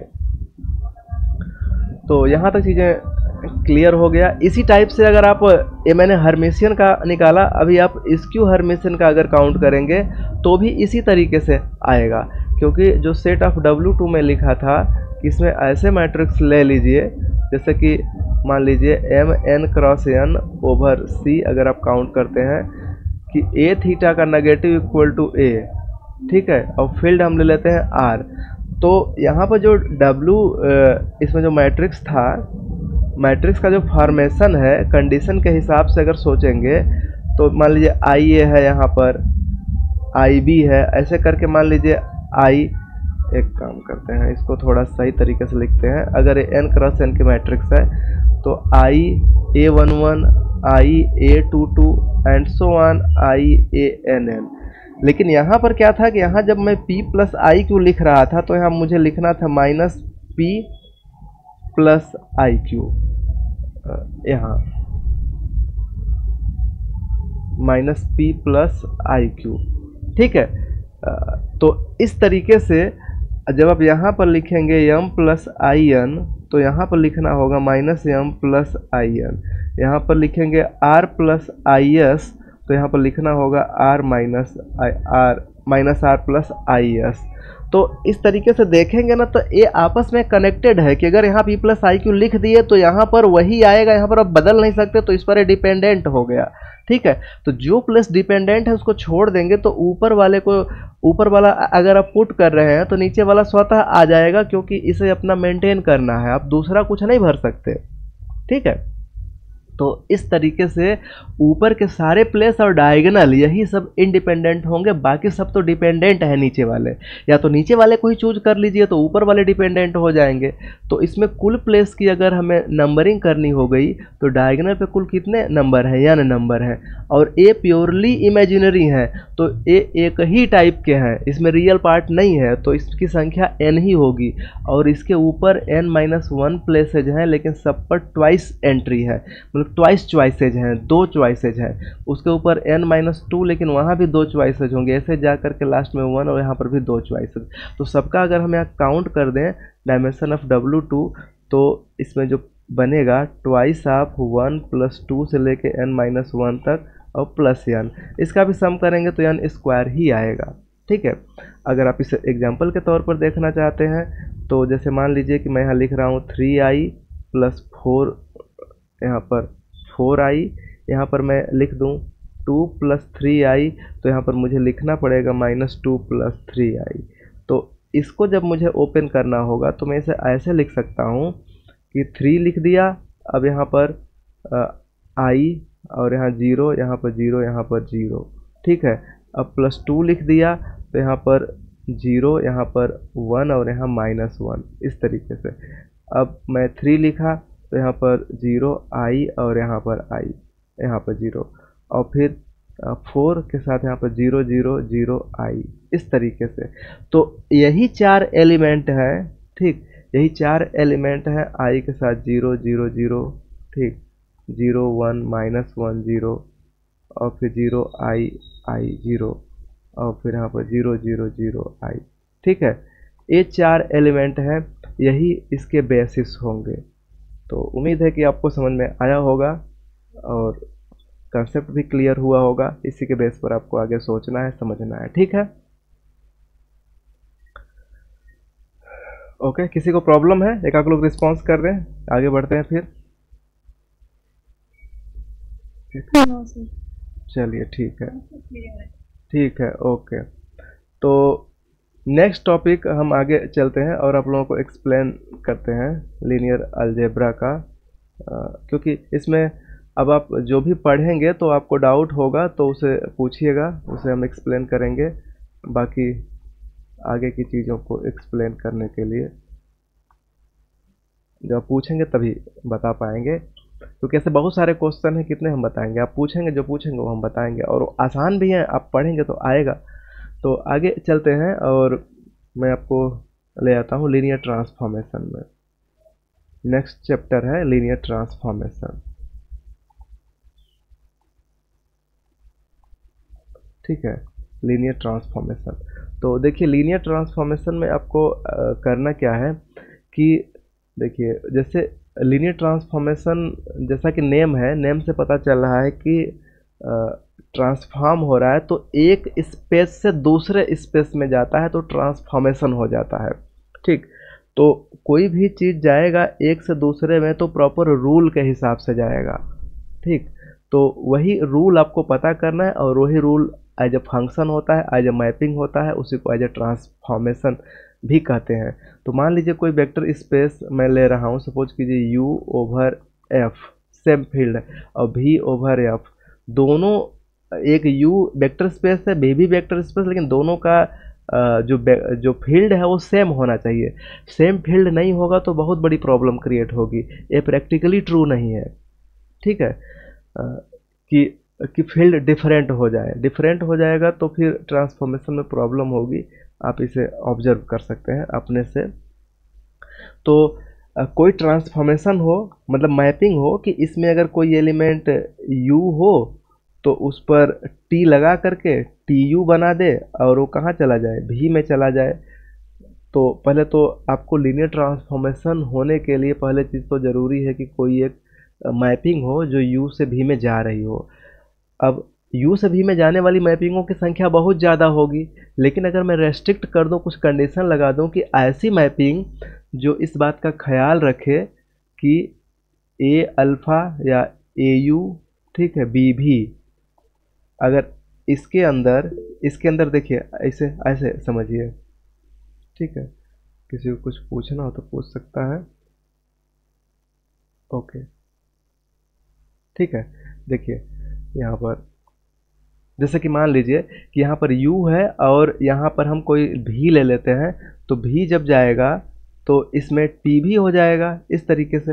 अब हम इसमें इन दोनों को ऐड कर सकते हैं क्योंकि ये वेक्टर स्पेस है, ठीक। तो वेक्टर स्पेस है तो यहाँ पर AU प्लस B भी होगा, तो AU B भी इसी में होगा। अब इस पर कोई मैप अगर ऑपरेट हो तो एक T of AU plus B भी बनाएगा, और ये इसके इक्वल हो जाए A of TU plus B of TV। अगर ऐसा हो रहा है, फॉर ऑल ए भी बिलोंग करेगा फील्ड में और U भी बिलोंग कर जाए इसमें U में, ठीक है। अगर ऐसा हो रहा है तो हम उस मैपिंग को बोलेंगे लीनियर ट्रांसफॉर्मेशन, ठीक है। लीनियर ट्रांसफॉर्मेशन आप लोग बहुत समय पहले से पढ़ते चले आए हैं, और बेसिक कंसेप्ट इतना ही है और इससे ज़्यादा कुछ नहीं है। अब इसके कुछ प्रॉपर्टी हैं, उस प्रॉपर्टी को यूज कर लीजिए, फिर आप लोग आगे देखिए। जैसे कि देखिए, इसमें ऑब्वियस हो जाता है कि अगर मैं ए बी को, दोनों को अगर मैं जीरो पुट कर दूं, अगर ए को भी मैं जीरो ले लूं, बी को भी मैं अगर जीरो ले लूं, दोनों को लेट कर लूं, तो इस साइड भी जीरो हो जाएगा और इस साइड भी जीरो हो जाएगा, तो जीरो पे। लेकिन खास बात यह है कि यहाँ जो जीरो है ये है यू का, और यहाँ जो जीरो है ये भी का जीरोज है। दोनों के टाइप अलग अलग होंगे, ठीक है।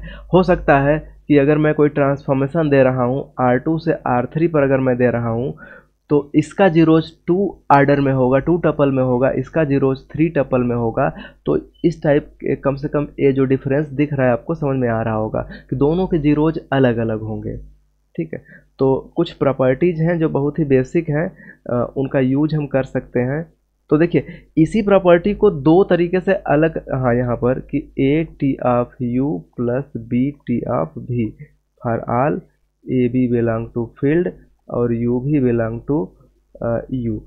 इसी प्रॉपर्टी को दो अलग अलग प्रॉपर्टी के साथ ऐसे लिखते हैं कि अगर u प्लस भी को ऐड कर दिया जाए तो t अलग अलग ब्रेक हो जाए u प्लस टी भी में, और दूसरी प्रॉपर्टी होती है कि अगर ए यू हो तो ए बाहर निकल के टी ऑफ यू हो जाए। तो इन दोनों को चाहे तो एक साथ लिखिए तो ये तीसरा प्रॉपर्टी यहाँ पर यूज कर सकते हैं। तो बहुत सारी किताब उस ऊपर मतलब जो भी किताब बताती है दोनों को लगभग बता देती है, तो आप बुक से भी हेल्प ले सकते हैं। तो एक प्रॉपर्टी तो यहाँ हुआ कि T zero equal to zero, दूसरी प्रॉपर्टी इसमें बनती है कि टी ऑफ माइनस भी equal to minus of T भी। ध्यान दीजिएगा कि माइनस सिंगलटन एलिमेंट पे अगर लगेगा तो उसको बाहर कर देता है, ठीक। तो ये दो प्रॉपर्टी तो बहुत इंपॉर्टेंट है कि जीरो को जीरो पर भेज रहा है और नॉन जीरो को मतलब, और बाकी जो भी अगर नेगेटिव ऑफ भी है तो उसको नेगेटिव को बाहर कर देगा। तो इसके बेस पर हम लोग ट्रांसफॉर्मेशन को लीनियर देखते हैं। जैसे कि अभी मैं कह दूं कि कोई ट्रांसफॉर्मेशन है R2 से R3 से, मान लीजिए R3 से R2 पर जा रहा है, तो इस टाइप से है कि R3 में तो एलिमेंट x y z होंगे, इसको लगाया और 1 0 0 पर भेज दिया, ठीक है। या ऐसे मैं कह दूं कि 1x, ठीक है, x और y प्लस z पर भेज दिया, तो इसको मैं 3 कर देता हूँ R3 to R3।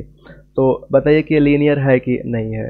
तो तुरंत आप यही प्रॉपर्टी देख लीजिए, पहली प्रॉपर्टी यहाँ दिख रहा है कि जीरो को जीरो पर भेजता है। तो जब आप इसको 0 0 0 पुट करेंगे तो ये 0 0 0 नहीं हो पाएगा, बस ये फेल हो गया कि लीनियर ये नहीं हो पाएगा, ठीक।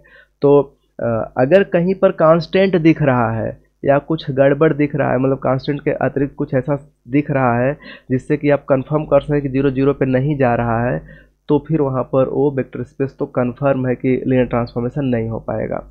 तो इसमें महत्वपूर्ण ये है कि आप इस टाइप के ट्रांसफॉर्मेशन में जो पढ़े हैं वो तो जानते ही हैं, कुछ नया चीज़ है। जैसे कि आप यहाँ पर अब हम एक नया कॉन्सेप्ट यहाँ पर एक्सप्लेन करने जा रहे हैं कि अगर कोई ट्रांसफॉर्मेशन है, मान लीजिए टी कोई u ओवर एफ से v ओवर एफ पर कोई ट्रांसफॉर्मेशन है, लीनियर ट्रांसफॉर्मेशन है, लीनियर ट्रांसफॉर्मेशन है, LT है, ठीक।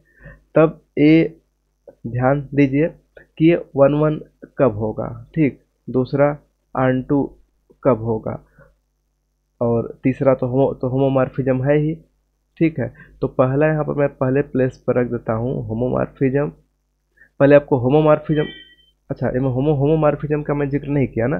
तो देखिए इसी मैपिंग को, जैसे कि ये मैप है, टी कोई मैप है, मान लीजिए यू ओवर एफ से v ओवर एफ पर, तो अगर T A alpha plus B beta equal to A of T alpha plus B of T beta अगर कर दे तो इसको लीनियर ट्रांसफॉर्मेशन भी कहते हैं और होमोमॉर्फिज्म भी कहते हैं, ठीक है। तो दोनों सेम है, ठीक, लीनियर ट्रांसफॉर्मेशन या फिर होमोमॉर्फिज्म दोनों में सेम है। इसका मैं थोड़ा सा भी आपको और ज़्यादा एक्सप्लेन करता हूँ कि सच में सेम है या फिर गड़बड़ है, ठीक है। सेम है homomorphism of A vector space, मतलब कि एक वेक्टर स्पेस से दो वेक्टर स्पेस पर कोई मैप है तो ये होमोमॉर्फिज्म, इसे होमोमॉर्फिज्म भी कह सकते हैं और लीनियर भी कह सकते हैं, मतलब LT या फिर होमोमॉर्फिज्म दोनों सेम है। तो पहले अगर मान लीजिए कोई वेक्टर स्पेस है U ओवर F और V ओवर F, कोई T है जो होमोमॉर्फिज्म है, और बाद में 1 1 हो गया, फिर R2 भी हो गया। 1 1 R2 आप जानते हैं कैसे जज किया जाता है, ठीक है। राहुल सर इस पर बहुत अच्छा लीनियर रियल एनालिसिस में बहुत अच्छे अच्छे कॉन्सेप्ट बताए हुए हैं, उसकी हेल्प से आप यहाँ पर जज कर लेंगे कि अगर 1 1 कब होगा, R2 कब होगा। अभी मैं क्वेश्चन बता रहा हूँ तो और ज़्यादा क्लियर हो जाएगा। तो अगर कोई मैपिंग है वो होमोमॉर्फिज्म है, होमोमॉर्फिज्म और LT लीनियर ट्रांसफॉर्मेशन, और 1 1 R2 अगर हो गया तो उसको हम लोग बोलते हैं आइसोमॉर्फिज्म, ठीक है। यहाँ पर भी आइसोमॉर्फिज्म का चक्कर है, आइसोमॉर्फिज्म, ठीक है। रीजन ए है ना कि U प्लस के रेस्पेक्ट में क्या बनाता है, ग्रुप बनाता है, V प्लस के रेस्पेक्ट में क्या बनाता है, ग्रुप बनाता है। तो मैपिंग है, डिफाइन हो रही है, तो चूंकि यहाँ ऑपरेशन प्लस है तो प्लस के रेस्पेक्ट में तो हम ऐसे कर ही सकते हैं, तो ग्रुप होमोमॉर्फिज्म की तरह ट्रीट हो रहा है, ठीक। तो इसलिए ग्रुप होमोमॉर्फिज्म से मोटिवेट होकर के इसको होमोमॉर्फिज्म भी नाम दिया गया और लीनियर ट्रांसफॉर्मेशन भी नाम दिया गया है। तो चलते हैं, अब हम आपको एक एग्जांपल बताते हैं या पूछते हैं जहाँ पर कि आप ये सब चीज़ों को सोचेंगे, समझेंगे और सॉल्व करेंगे। तो देखिए, जैसे कि एक क्वेश्चन मैं लिख रहा हूँ, उसको ध्यान दीजिएगा। मान लीजिए कि क्वेश्चन इस टाइप से है कि सो दैट टी R2 से R पर बहुत छोटा है, ठीक, और इस तरीके से डिफाइंड है, defined by T of X Y equal to X, ठीक है, is onto but not 1 1। ये समझ में आ रहा होगा कि ऑन टू है लेकिन 1 1 नहीं है। अच्छा, मैं यहाँ पर कुछ बताया हूँ कि नहीं?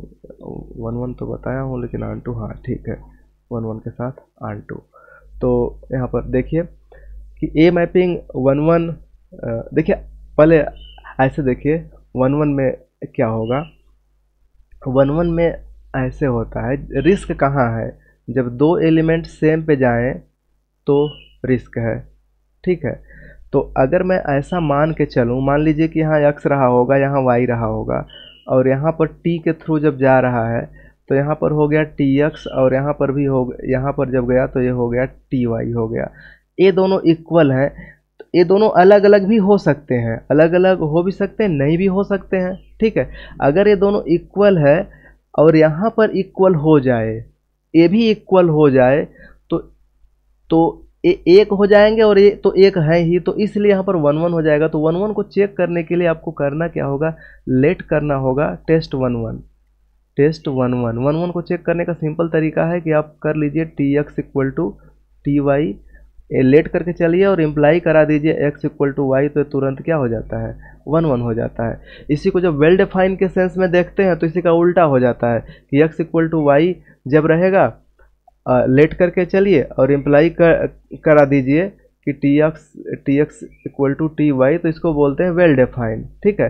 वेल डिफाइन बहुत ज़रूरी होता है, क्योंकि कोई फंक्शन की आप बात कर रहे हैं और वेल डिफाइन नहीं है तो फिर प्रॉब्लम क्रिएट करता है, ठीक है।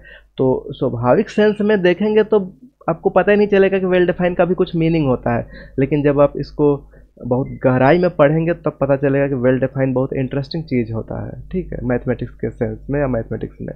तो फिलहाल के लिए आपको यहाँ पर ज़रूरत है, किसी को कोई आपत्ति हो कहीं पर कुछ पूछना हो तो पूछ सकता है। यहाँ पर जो ज़रूरत है कि हम 1 1 दिखाएं, तो T X equal to T Y ले करके स्टार्ट करिए, आगे बढ़िए और x इक्वल टू वाई दिखा दीजिए, तो 1 1 हो जाएगा। दूसरा ऑन टू, आपको ऑन टू कैसे दिखाना है? अगर मान लीजिए t एक सेट है u ओवर f से v ओवर f तक, आपको ऑन टू दिखाना है, शो करना है ऑन टू।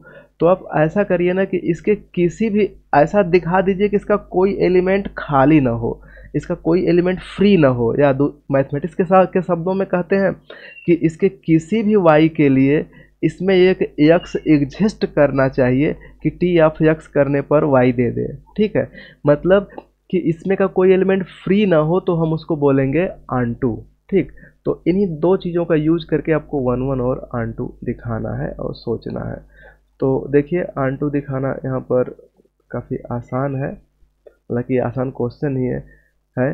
तो R में चाहे आप कोई भी एलिमेंट पकड़ेंगे, मान लीजिए आप -3 पकड़ते हैं, तो इसमें क्या है, यहाँ पर आप चाहें तो -3 और 2 कर दीजिए, और t ऑपरेट करेंगे तो इस पर तो जाएगा ही ना।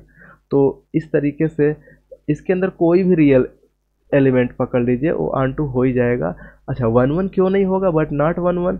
क्योंकि देखिए, जैसे मान लीजिए मैं ax तो x पे जा रहा है, ठीक है। अगर मैं दो एलिमेंट ले लूँ, 3 के साथ 2 ले लूँ, और मैं 3 के साथ 5 के साथ मैं 2, हाँ 3 के साथ मैं 5 ले लूँ, तो जब t ऑपरेट करेंगे तो ये कहाँ जाएगा? ये जाएगा 3 पर, और यहाँ पर अगर मैं इस पर भी t ऑपरेट करूँ तो ये भी कहाँ जाएगा? 3 पर।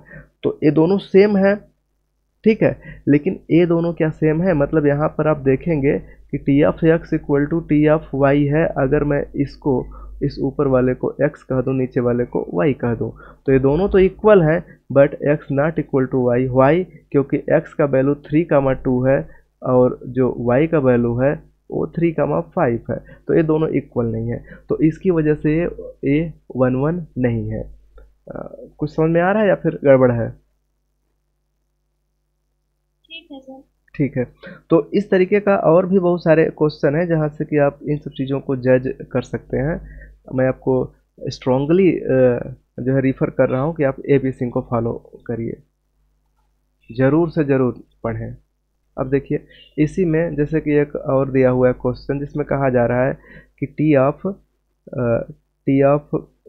मतलब टी डिफाइन है R3 to R2 और डिफाइन कैसे है, X Y Z equal to लिखा गया है एक्स माइनस वाई और वाई माइनस जेड। ठीक है, इस तरीके से डिफाइन किया गया है। तो कहा जा रहा है कि आंटू है, इज आंटू या सो टी इक्वल टू इतना इज आंटू बट नॉट 1 1। तो इसमें देखिए कॉमन क्या है, इसमें कॉमन एक यहाँ से आप ऐसा सोच सकते हैं कि देखिए जैसे कि वहाँ तो छोटा था तो वहाँ पर क्लियर हो जा रहा था कि हमें नॉट 1 1 दिखाना है, तो कैसे हमें सोचना है। तो आप ऐसा सोचिए कि x माइनस वाई और y माइनस जेड का जो डिफरेंस है वो दो सेंस में सेम निकले लेकिन वो नंबर अलग अलग हो। तो जैसे कि मान लीजिए कि मैं यहाँ पर कर क्या रहा हूँ, मैं यहाँ पर ऐसे सोचता हूँ कि मान लीजिए जैसे कि मैं 3 - 2 ले लिया और 2 - 1 ले लिया, तो इस तरीके से दोनों का तो अंतर सेम है। ठीक है, अगर मैं इसी को मैं कह दूं कि 4 - 3 कर दूं और 3 - 2 कर दूं तो भी यह अंतर सेम है। तो अगर मैं 2 एलिमेंट चूज करूं, एक एलिमेंट में x ले रहा हूं कैपिटल X जो इस तरीके से 3 2 1 है, ठीक, और दूसरा मैं y ले रहा हूं जो है 4 3 2 है, 4 3 2, मतलब ये आपके प्रैक्टिस पर डिपेंड करेगा इस तरीके से काउंटर एग्जाम्पल से आपको जज करने में। तो यहाँ से जब आप Tx की बात करेंगे तो Tx की बात करेंगे तो x minus Y Y minus Z, तो 3 - 2 2 - 1 यहाँ जो मैं निकाला हूँ ये 1 1 हो जाएगा। इसी प्रकार से यहाँ पर जब Ty करेंगे तो इसका भी वैल्यू 1 1 हो जाएगा। ये दोनों तो सेम है बट इनके एक्स वाई सेम नहीं, डिफरेंट है, इसलिए ये 1 1 नहीं होगा। ठीक, और आंटू दिखाने के लिए आप उल्टा कहीं से भी सेट कर सकते हैं। जैसे कि इसका कोई भी एलिमेंट अगर आपको लेना हो, मान लीजिए कि आपको ए बी लेना है यहाँ पर, तो ए बी लेना है तो ऐसा सेट करिए कि ए बन जाए दो एलिमेंटों से। तो देखिए जैसे कि मान लीजिए कि मुझे यहाँ पर तो आपको ऐसा 3 PQ चूज करना होगा। सपोज कीजिए PQR ऐसा चूज करना होगा कि ये यहाँ पर जाए तो कैसे बने, यहाँ पर जा करके ए बी बन जाए। तो ये बनता कैसे है, PQR ऐसे बन जाएगा P - Q, Q - R, और ये होगा P, Q टाइप का। मैं आंटू के लिए बात कर रहा हूँ, जिससे कि एक फार्मूला डेवलप कर रहा हूँ, उसकी हेल्प से आप सारे चीज़ों को निकाल सकते हैं। ठीक, देखिए तो P, Q है तो P, एक सेकंड, A, B है ना, यहाँ पर A, B लिया गया है, A, B।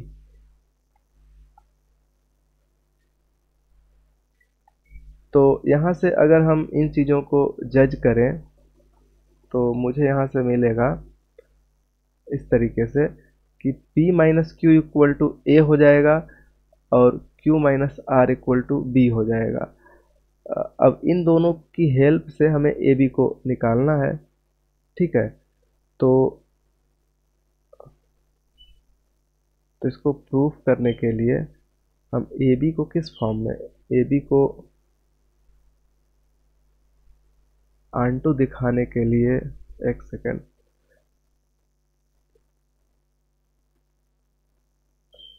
आंटू के लिए आपको इसमें रिलेशन देना होगा ना, तो पी क्यू आर को ए बी के टर्म में आपको दिखाना होगा। तो देखिए ऐसा करते हैं, पहले इसको ऐड कर देते हैं। तो ऐड करेंगे तो यहाँ क्यू से क्यू जो है कट जाएगा, तो P - R इक्वल टू हो जाएगा A प्लस बी। ठीक, और यहाँ से R का वैल्यू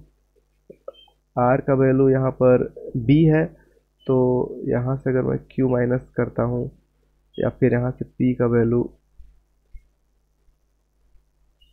इस टाइप से मैनेज करना है कि p minus R A plus B, और r का वैल्यू अगर इन दोनों को मान लीजिए ऐड करने पर ऐसी प्रॉब्लम हो रही है, अगर सब्ट्रैक्ट कर दें, सब्ट्रैक्ट करेंगे तो यहाँ से कुछ रिलेशन आएगा। सब्ट्रैक्ट कर दीजिए, तो सब्ट्रैक्ट करेंगे तो यहाँ से हमें क्या मिलेगा, मतलब p माइनस क्यू है इक्वल टू ए, और यहाँ से q minus are equal to B है। अगर मैं घटा दूँ तो ये घटाने पर क्या हो जाएगा कि p minus two Q plus R equal to A minus B हो जाएगा। तो यहाँ से p प्लस आर दिख रहा है, यहाँ p माइनस आर दिख रहा है। अगर मैं इसको p माइनस आर लिख करके अगर ऐड कर दूँ a प्लस बी, तो कैंसिल तो होगा, लेकिन 2p माइनस टू क्यू तो p माइनस क्यू हो जाएगा। एक्चुअली इसमें एक रिलेशन खोजना है जो पी क्यू आर को बनाए। यहाँ पर डायरेक्टली क्या कुछ आइडिया काम कर रहा है?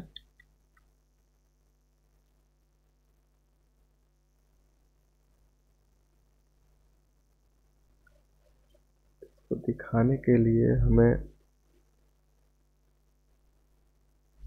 एक काम करते हैं कि यहाँ पर अगर ऐसे सोचेंगे तो x माइनस वाई है, अगर मैं y को 0 कर दूं और r को माइनस बी कर दूं तो भी काम हो जाएगा। देखिए यहाँ पर अगर डायरेक्ट सोचा जाए तो ऐसे भी कह सकते हैं कि ए बी जो दिख रहा है ना, तो आना चाहिए उस तरीके से भी, जैसे कि यहाँ पर ऐसे देखिए t अगर मैं a यहाँ पर रख दूं और q को मैं 0 कर दूं और r को मैं माइनस बी कर दूं, तो इसके हिसाब से अगर मैं यहाँ पर चलूँगा तो दो स्टेप में मुझे देखना है। तो a माइनस, जैसे कि यहाँ है p माइनस क्यू, तो p की जगह a है और q और r, तो p की जगह a और q की जगह पर 0, तो यहाँ पर मुझे p पुट करना होगा, p माइनस क्यू तो 0 हो जाएगा, सॉरी a हो जाएगा, a हो जाएगा। और जब मैं q माइनस आर करूँगा दूसरे प्लेस पर तो 0 माइनस माइनस बी हो जाएगा, तो b हो जाएगा। तो इस तरीके से आ जा रहा है, यानी कि q का जो वैल्यू है वो 0 होगा, p का वैल्यू a और r का वैल्यू माइनस बी। तो q का वैल्यू 0 कैसे दिखाया जाए? q का वैल्यू 0 दिखाने के लिए यहाँ जो मैं टर्म को ऐड किया हूँ, तो ठीक है p माइनस आर हो गया, और यहाँ पर p माइनस आर करने पर अगर मैं इसको सब्ट्रैक्ट कर दूंगा तो यहाँ घट जाएगा।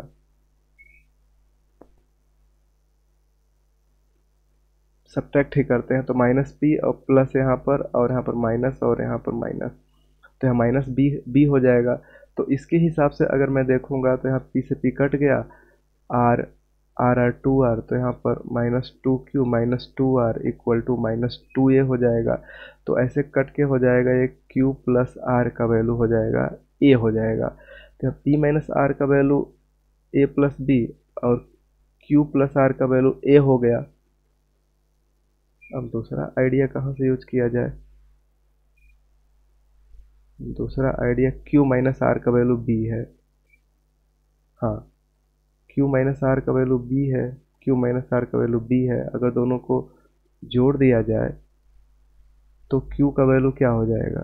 क्यू का वैल्यू हो जाएगा ए प्लस बी। ठीक है, ए प्लस बी, तो यहाँ से ए प्लस बी हो गया। तो आर का वैल्यू अगर ए प्लस बी भर देंगे तो कुछ गड़बड़ हो रहा है क्या? सर आर बराबर भी माइनस बी आ रहा है, क्यू बराबर भी माइनस बी आ रहा है। एक सेकेंड रुकिए, इतनी सारी चीज़ें एक जगह हो गई हैं ना, यहाँ पर गड़बड़ हो रहा है। हमें एक रिलेशन अप्रोच करके एक रिलेशन बनाना है जिससे कि हम उस चीज़ को बता सकें। आंटू दिखाने के लिए हमारा यहाँ पर क्वेश्चन है कि ए यहाँ पी क्यू आर अगर मैं ले रहा हूँ और यहाँ मैं ले लेता हूँ ए बी, तो पी क्यू आर का वैल्यू क्या है कि पी माइनस क्यू और क्यू माइनस आर का वैल्यू हो जाएगा ए कामा बी। तो यहाँ से इम्प्लाई करेगा p minus q equal to ए और q minus are equal to b. अगर दोनों को जोड़ दें तो पी माइनस आर का वैल्यू ए प्लस बी हो रहा है। अच्छा, दोनों को अगर मैं घटा दूँ, p minus q equal to ए और q minus are equal to b, अगर मैं दोनों को घटा दूंगा तो यहाँ माइनस हो जाएगा, यहाँ प्लस हो जाएगा, यहाँ पर माइनस हो जाएगा। तो इससे हो जाएगा p minus two Q plus are का वैल्यू a माइनस बी हो जाएगा। अब a माइनस बी और यहाँ पर p माइनस क्यू का वैल्यू a दिया हुआ है, या तो फिर एक पहले जब जोड़ रहे हैं तो p माइनस आर बराबर a प्लस बी आ रहा है ना। हाँ हाँ तो फिर तो p बराबर a भी तो आ रहा है। तो p उसी p को जो जोड़ने पर जो आया है उसी में रखेंगे तो a से कैंसिल आउट हो जाएगा, तो माइनस आर बराबर b हो जाएगा। तो, फिर उसको तो सुनिए q सुनिए माइनस सुनिए आर बराबर b सुनिए में रख देंगे तो p बराबर 0 आ जाएगा। नहीं, तो p इक्वल टू ए कहाँ पर आ रहा है, p का वैल्यू a कहाँ से आ रहा है, ऐसा तो कुछ क्लियर हो नहीं रहा है यहाँ से। सर बोलिए।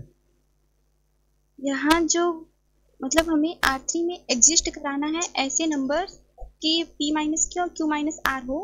हाँ हाँ तो यहाँ पे मतलब अगर हम देखें तो p बराबर हम लिख सकते हैं a plus B plus R. p का value a plus B plus R, यहाँ से, हाँ और यहाँ से। और यस सर, और q बराबर हम लिख सकते हैं b plus R. b plus R, हाँ। तो हम R3 में ऐसा एग्जिस्ट कर सकते हैं, मतलब p के स्थान पे रख दे a plus B plus R और q के स्थान पे रख दे b प्लस आर और r के स्थान पे r। तो ये एग्जिस्ट हुआ ना R3 में।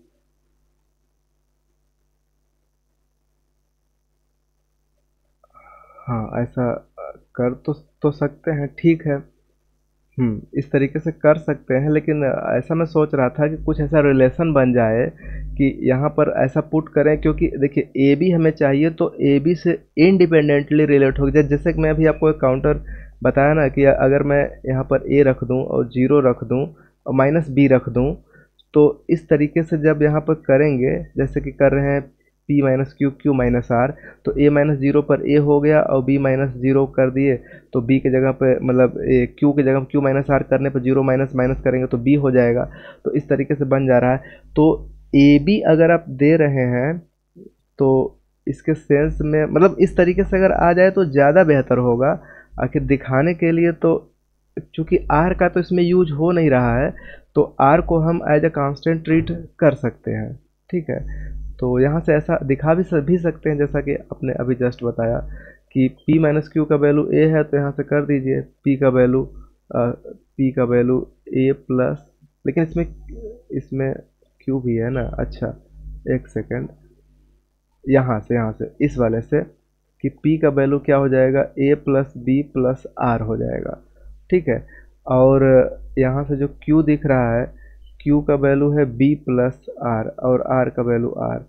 तो यहाँ से भी दिखा सकते हैं कि हम p और q और r जो बन रहे हैं, मतलब ऑलरेडी अगर मुझे ये 3 क्वांटिटी दे दिए जाएं,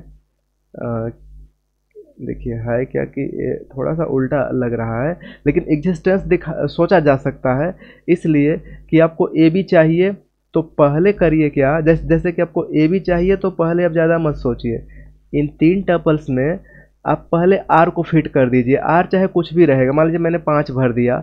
अब मैं क्या करूँगा कि जैसे कि आपको चाहिए मान लीजिए 3 और 2 चाहिए, तो 3 और 2 चाहिए तो पहले मैं यहाँ आर अपने से कुछ भी रहे फिट कर दूंगा। उसके बाद पहले प्लेस पर मैं क्या पुट करूँगा, इन्हीं दोनों को ऐड कर दूंगा।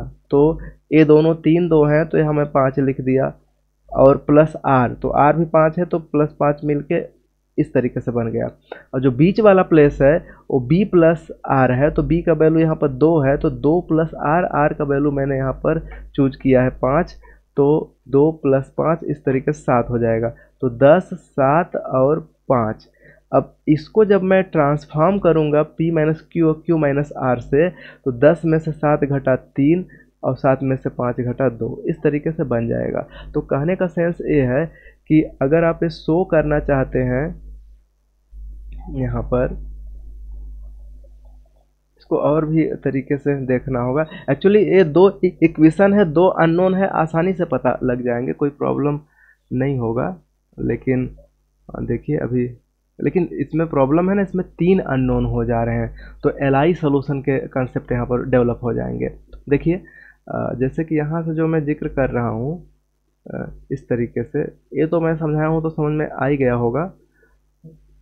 तो यहाँ से जो चीज़ क्लियर है 10 7 5, ये चीज़ समझ में आ रहा है कि नहीं आ रहा जो मैं यहाँ पर बताना चाह रहा हूँ अभी के लिए और लोगों को? Yes sir. यस सर, समझ में आ रहा है। ठीक है, तो इस तरीके से सोच सकते हैं, क्योंकि देखिए हमें किसी चीज़ के एग्जिस्टेंस की ज़रूरत पड़ेगी। हाँ, ये मैं बता रहा था कि R2 दिखाने के लिए कि हमें R3 से R2 पर जाना है, ठीक। तो इसमें किसी भी ए बी के लिए हमें दिखाना देयर एग्जिस्ट ये पी क्यू आर ऐसे आ जाएं R3 में हो कि जब मैं टी लगाऊं इस पर पी क्यू आर पर लगाऊं तो ये ए कामा बी बन जाए, ठीक है। तो अब क्या काम करना है कि जैसा कि हम लोग यहाँ पर पढ़े कि P माइनस क्यू बराबर A और Q माइनस आर बराबर B, तो दोनों को जोड़ दिया गया तो P माइनस आर बराबर A प्लस B आ रहा था, तो P बराबर A plus B plus R कर दिए। इसी प्रकार से जो यहाँ पर दिया हुआ था कि Q माइनस आर बराबर B, तो Q का वैल्यू B प्लस R था, इसका यूज कर लिए, और R बराबर R तो है ही। तो इन्हीं तीनों की हेल्प से A प्लस B R, और क्योंकि इसमें R का यूज कहीं नहीं है, थर्ड कोऑर्डिनेट इसमें है नहीं, तो थर्ड कोऑर्डिनेट इंडिपेंडेंट है। तो इन्हीं की हेल्प से जब भी आप ए बी की हेल्प से खोजना चाहें पी क्यू आर, तो फिलहाल यहाँ के लिए आप आर को कुछ भी रख दीजिए। मान लीजिए कि मैं डेल्टा रख दे रहा हूँ, तो आपको यहाँ पर रखना होगा ए प्लस बी प्लस डेल्टा, और दूसरे जगह पर आपको रखना होगा बी प्लस डेल्टा। ऐसा करने से जब इस फार्मूले में सोचेंगे तो आ जाएगा। तो ये तो एग्जिस्टेंस भी प्रूव हो जा रहा है। लेकिन दूसरा भी हमें जो काउंटर एग्जाम्पल जो हम खोज पा रहे हैं डायरेक्टली कि ए जीरो माइनस बी, इससे भी चीज़ें क्लियर हो रहा है। तो कहने का सेंस है ना कि ये इनफाइनाइट सोल्यूशन आएगा। तो इसको और अच्छे से स्टडी करने के लिए मैं आपको ले चलता हूँ, ठीक है, मतलब सिस्टम ऑफ इक्वेशन में। तो वहाँ पर मैं चीज़ों को क्लियर करता हूँ। जैसे कि देखिए P कामा Q कामा R है और ए बी हमें लिखना है, तो यहाँ पर हो जाएगा P माइनस क्यू और Q minus R equal to a comma b. इसको जब सॉल्व करेंगे तो P minus q equal to ए हो गया और Q minus R equal to यहाँ पर क्या हो गया, B हो गया। चूँकि इसमें दो इक्वेशन है लेकिन अननोन 3 है, तो इसको आप ऐसे लिखिए P minus Q plus 0 into R बराबर ए। यहाँ पर क्या लिखना है, Q माइनस 0, सॉरी P यहाँ पर लिखना है आपको 0P और minus plus Q minus R equal to B लिखना है। तो देखिए इसका जो अगर आप मैट्रिक्स बनाएंगे ना, तो मैट्रिक्स बनाएंगे तो इस टाइप का फॉर्म में बनेगा 1 माइनस 1 0 और फिर 0 और 1 और माइनस 1, और यहाँ से क्या बनेगा, ये P है, Q है और R है, और यहाँ पर क्या बनेगा, A भी बनेगा, ठीक। तो अगर हम इसके सॉल्यूशन की बात करेंगे तो इसका तो रैंक 2 है, अननोन 3 है। ध्यान दीजिए कि a matrix A x equal to b type की है। इसके जब हम सॉल्यूशन की बात करते हैं तो पहला चीज़ तो ये देखा जाता है कि रैंक दोनों का ए के साथ साथ है जो बी वाली रैंक होती है, यानी ऑगमेंटेड मैट्रिक्स और रैंक ऑफ के दोनों सेम है कि नहीं है। जब सेम है तो इसमें दो केसेज बनते हैं, ठीक, कि अगर n का वैल्यू जैसे कि ज़्यादातर मतलब यहीं पर अगर हम देखें तो अननोन के अगर इक्वल है, लेस देन अगर अननोन है, n का वैल्यू लेस देन अननोन है, n का मतलब कि कह सकते हैं रैंक ए जो आ रहा है, रैंक अगर लेस देन अननोन है तो इसमें जितना उनका अंतर रहेगा वो एलआई सॉल्यूशन बनेंगे, ठीक है। अगर ये इक्वल हो गया अननोन के तो यूनिक सॉल्यूशन बनेंगे, ठीक है। तो यहाँ पर क्या है कि इसका रैंक 2 है और अननोन कितने हैं, वो 3 है। तो 3 में से आप 2 को घटाएंगे तो क्या आएगा, 1 आएगा, तो 1 एलआई सॉल्यूशन आएगा।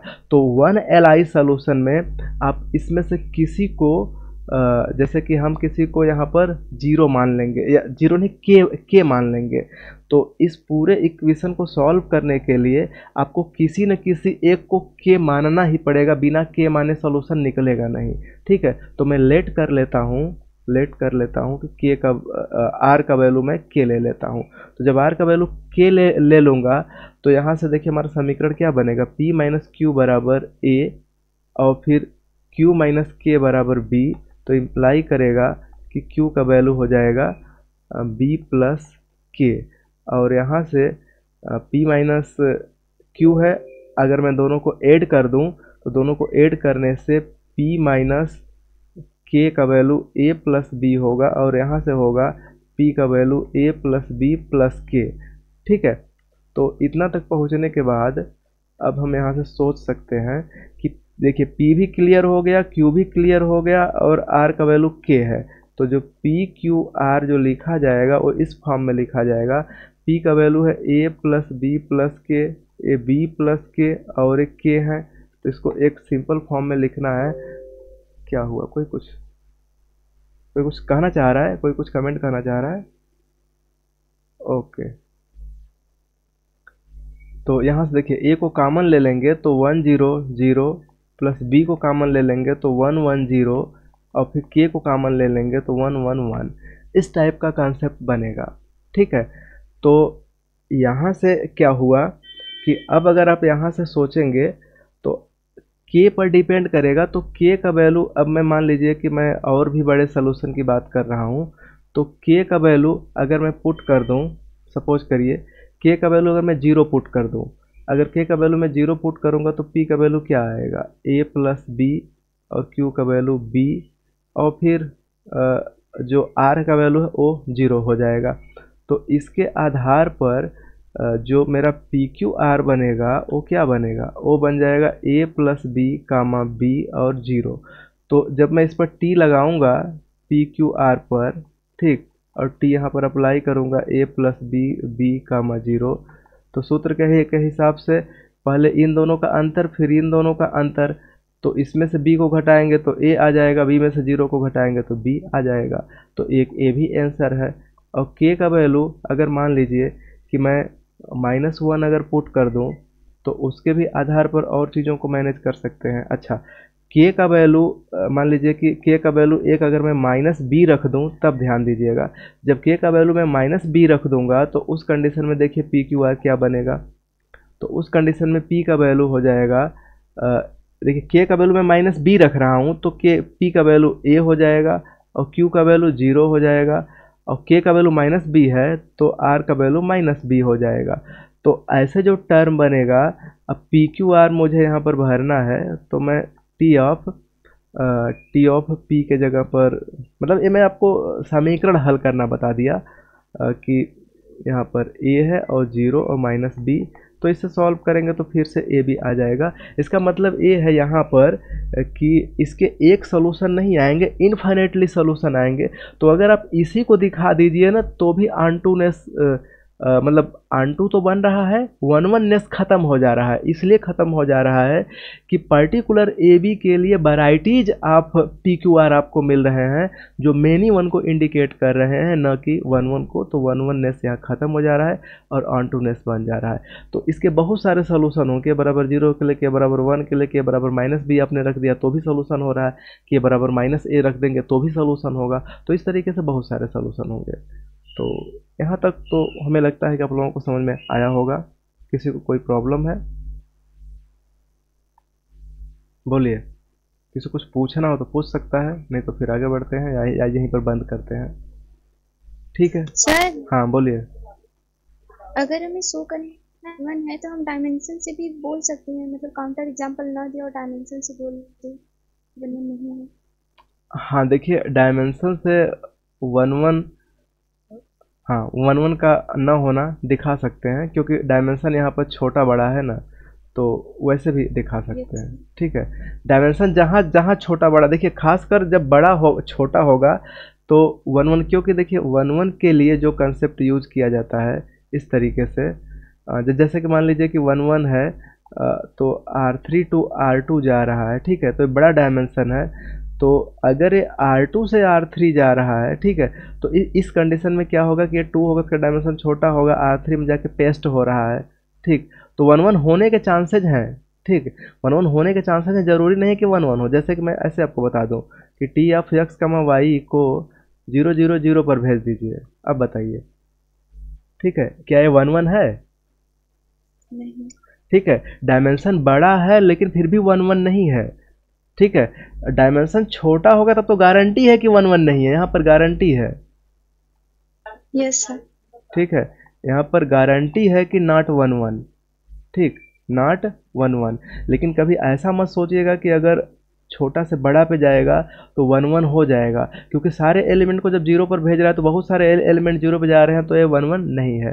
ठीक है, तो बाकी चीज़ों को आप लोग पढ़िए, बाकी इस विषय पर हम लोग दूसरे दिन डिस्कस करते हैं। ठीक है, तब तक आज के लिए हम लोग यहीं पर बंद करते हैं। ठीक है, फिर हम लोग दूसरे दिन इस पर डिस्कस करेंगे।